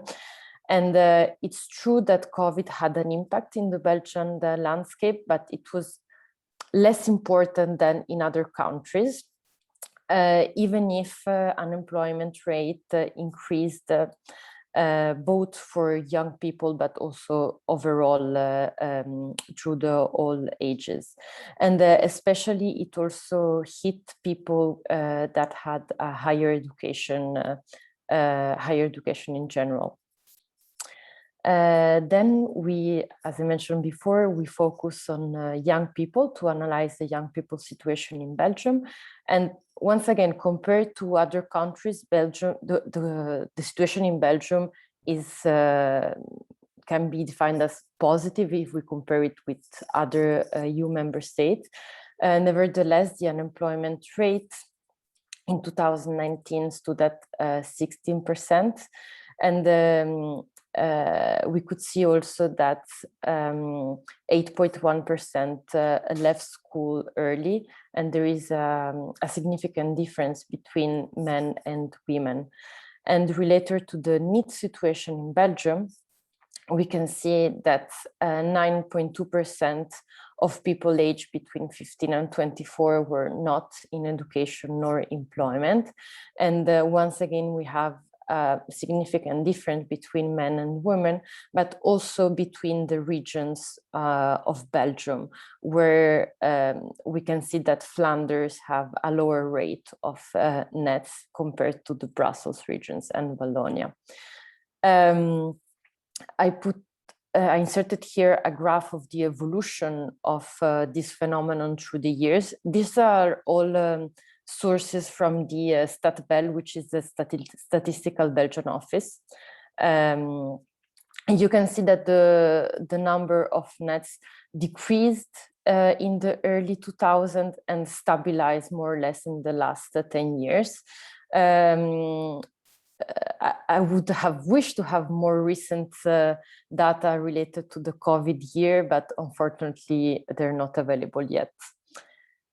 So what we did with Casey, what was our objective? So our objective was, as I mentioned before, to create a tool, something that could help young people, especially net, in creating their own job and exploiting their cultural skills. This is why the objective was to create a training model. Our first step was the research that I quickly presented to you, the collection of good practices. So we went really on the ground and looked for young entrepreneurs, young social entrepreneurs in the creative and cultural field that created their social enterprise. And it was really very interesting because creative and cultural industries are very variegated. We went from communication to visuals, fashion, and these two, the research and the collection of good practices are also already available on the website of the project if you're interested. And then our next step was to create the mentoring model, in particular the framework of the mentoring model, which is what I'm going to present now. And then our following step will be to create policy recommendations. So this is the Casey Mentorship Model Program Framework, which is a very long title. So we normally just call it Casey Framework in order to be a bit more simple. How we created this mentoring framework is that we started from the research, the collection of good practices that we made not only in Belgium, but also in the other countries of the project. And we really, building on that, we really analyzed the needs that young people need in order to become successful entrepreneurs in the creative and cultural sector. And we also involve in the process, not only the partners of the project, but also stakeholders from the social economy, from the creative and cultural field, but also local authorities, foundations, and every kind of stakeholders. Indeed, with the Casey project, we have also built an interactive map of the Casey ecosystem, which includes all stakeholders related to the social economy and creative and cultural industries. So it was really a co-creation process in order to get all the input possible to have an inclusive and precise document. The approach that we propose is to have a mentoring that is both formal and informal, so a mix of formal and informal approach in order to for the mentors to be able to really connect with the mentees, but also to provide them with hard and concrete skills. The components of the Casey framework, so what should young people in particular needs, and people who are no longer in education, so that don't follow an educational path, should focus in order to develop a social enterprise in the cultural industries are the following. We also created a visual representation in order for you to assimilate it better. The framework is divided, and the mentoring program is divided in 4 main steps. So the idea development, hard skills, soft skills, and kickoff, which is basically a set of practical skills. In the first steps, mentees should really focus on the development of their business idea, starting from both their potential, so what the skills that they already possess, the environment that surrounds them and in which they wish to develop their business idea, and then to focus on what makes their idea special compared to the others. Then we suggested to have a part on hard skills that includes knowledge of what social economy is, also related, of course, to the national specific situation, because everybody knows that social economy, social enterprise can mean a very different thing depending on which EU country you're in. And then what does it mean to be a creative and cultural enterprise? Moving to that, we suggest to focus a part of the mentoring on soft skills, which are very important for a social entrepreneur in particular. And for this, we really had long discussions with our stakeholders and with entrepreneurs that already work in this field. We suggest to focus on motivation and resilience. So, and on the different challenges that exist and that an entrepreneur has to overcome, on how to build a good team and also a good ecosystem. How to create a network that will allow a social enterprise to succeed. And then, and I think most important, it's community engagement, that it's crucial when we talk not only about the social enterprise, but also about cultural activities. And the last, but not the least, which is very important, is to have some practical information related to access to finance, legal aspects, and the impact, and especially the sustainability of the enterprise in the long term. If you are interested in knowing more about the framework, that's also available on the website. Maybe we can also link it in the chat. If you have any questions, we are available to reply. If Anastasia wants to add something, because she was also involved in the whole creation of this tool.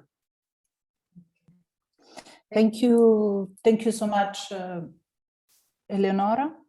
And yes, as I said before, we are working a lot on how to empower rural community, and one of our focus is really to understand and to discover a new emerging trend, a new economy, creative economy, that can be also an asset to help the regeneration of our rural area.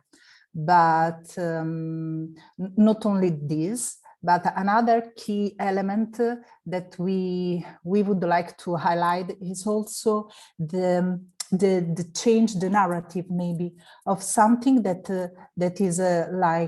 is usually connected to the rural, so related to the farm, to the agriculture, a sort of rediscover our resource, especially in this period that we are assisting in this twin transition, green and digital transition. So starting from this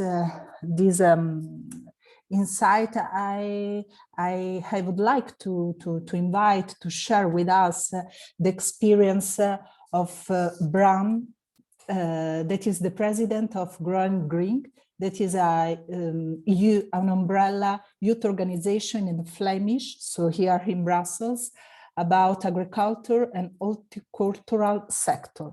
So he is a youth network of young people between 16 and 35 years old that are involved in the agriculture and horticulture sector. So they are really the grassroots example of how we can rediscover our countryside, our rural area, through the power of the younger generation.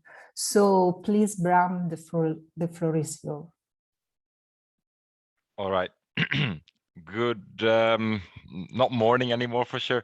Good noon, everybody. I hope everybody can hear me. Just give me a second, I'll share my screen. So thanks for the introduction, Anastasia. So let me repeat that briefly. I'm Bram. I'm president of Groene Kring, which is the young farmers organization a youth movement for young farmers and also youngsters in farming and around agriculture in Flanders. I come from a farm near Ostend. Everybody who knows Belgium a bit, knows that's near the coast. Studied engineering, studied policy, and now I'm representing young farmers, and I'm very close to young farmers. Can you see my screen already? I don't think so, right? All right.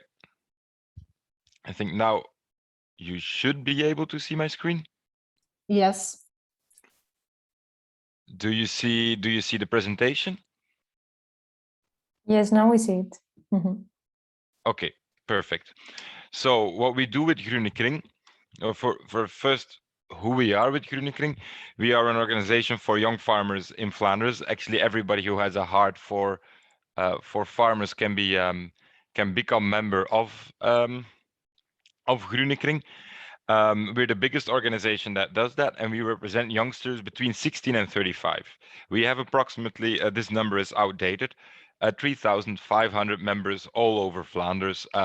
So from the west up until the far east, we have members in all rural areas. We're not represented in Antwerp, not in Ghent, but in all rural areas we are present. We are not only uniting people. What we actually do is three pillars that are the basis of what we do and that are very important for us. First of all, it's activities. It's bringing people together on a local level, on a regional level, on the national level, and make sure they can exchange and they can meet each other so they have a stronger network. Secondly, we provide education for young farmers. And thirdly, we also make sure that young farmers, youngsters in agriculture, in rural areas are represented towards towards policymakers, the government, and so on. This is briefly what we do.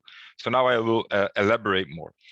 First of all, and that's our most important pillar, is that we bring together young people.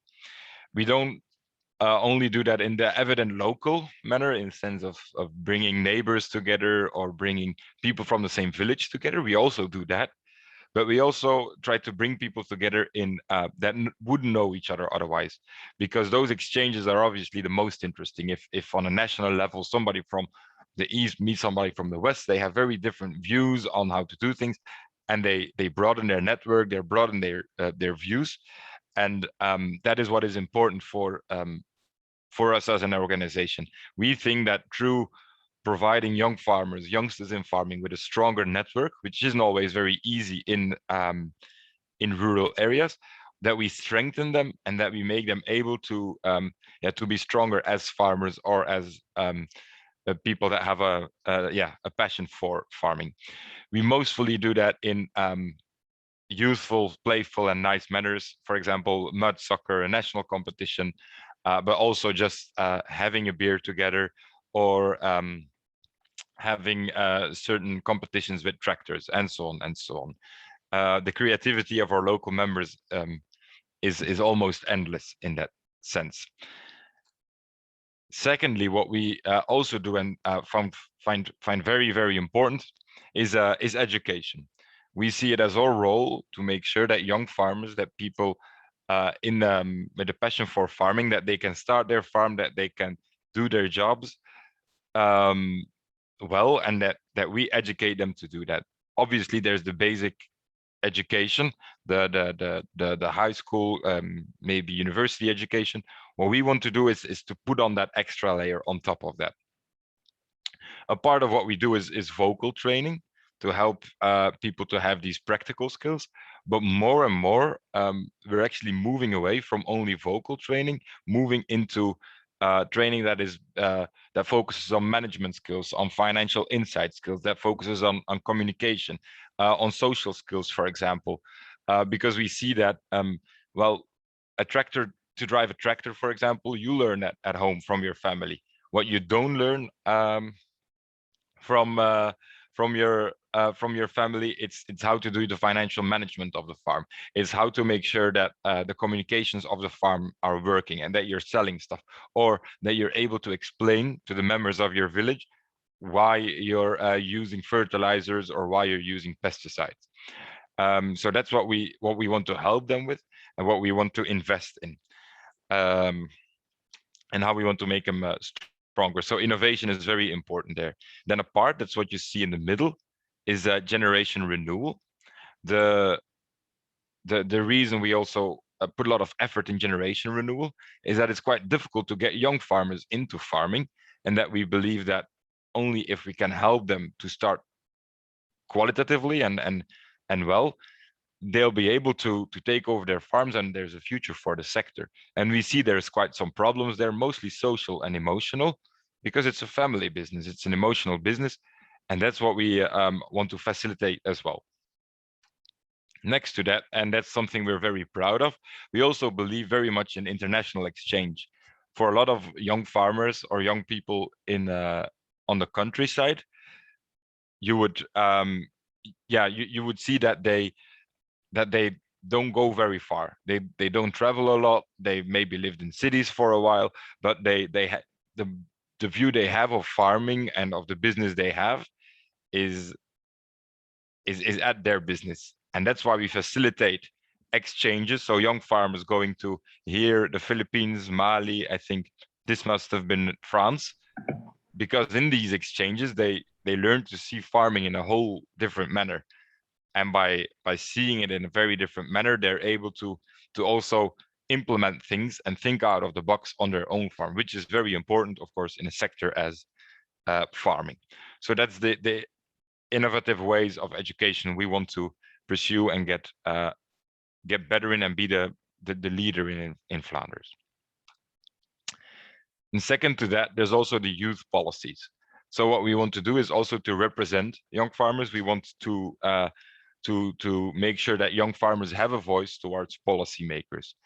The way we do that is to talk, obviously, with other farming organizations, to talk with policymakers themselves, sometimes to do action as well. But what is most important in all of that is that it's the young farmers that are speaking.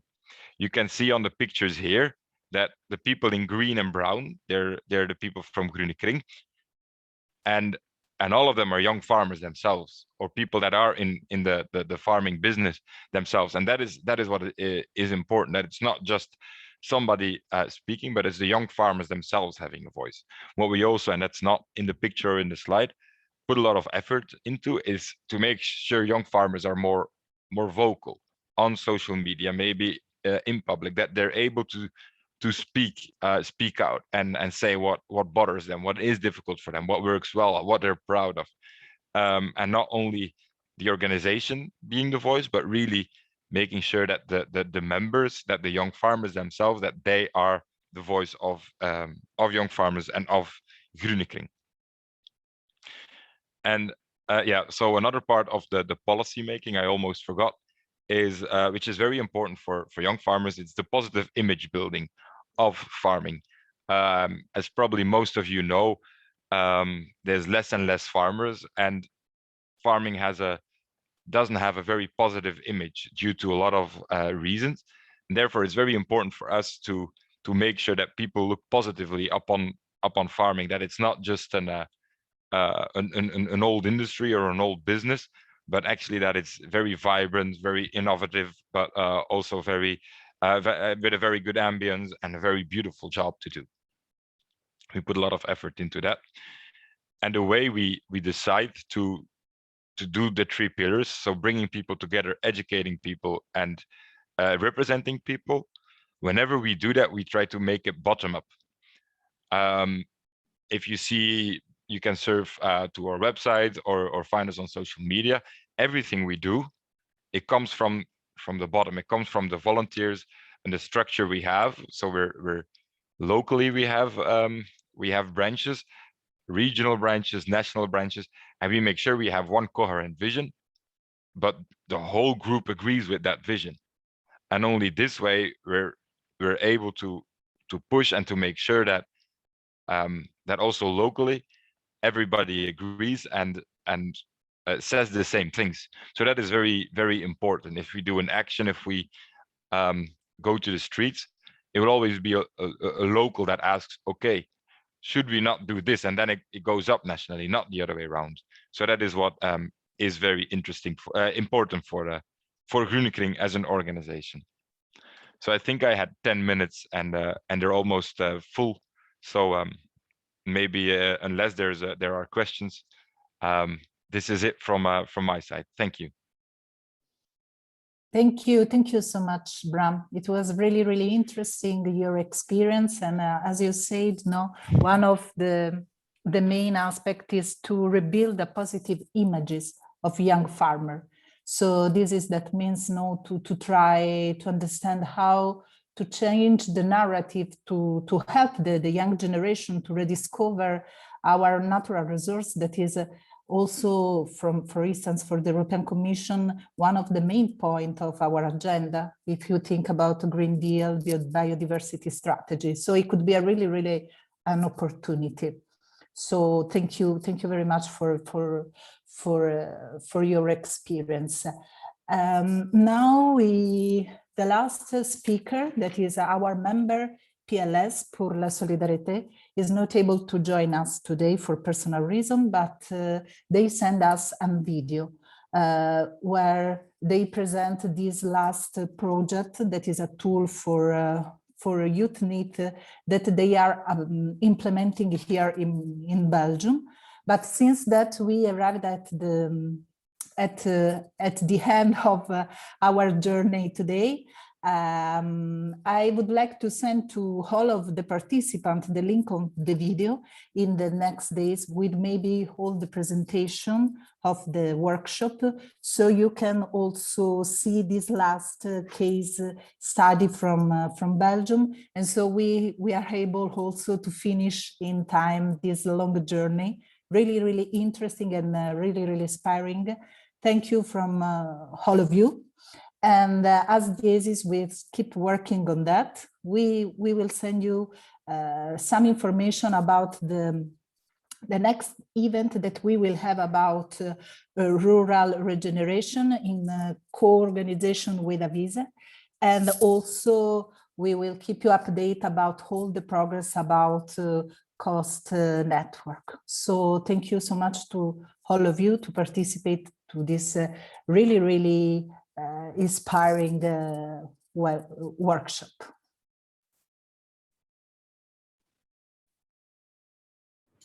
Bye. Thank you. Bye. Thank you very much. Bye bye. Thank you. Bye bye. Bye bye.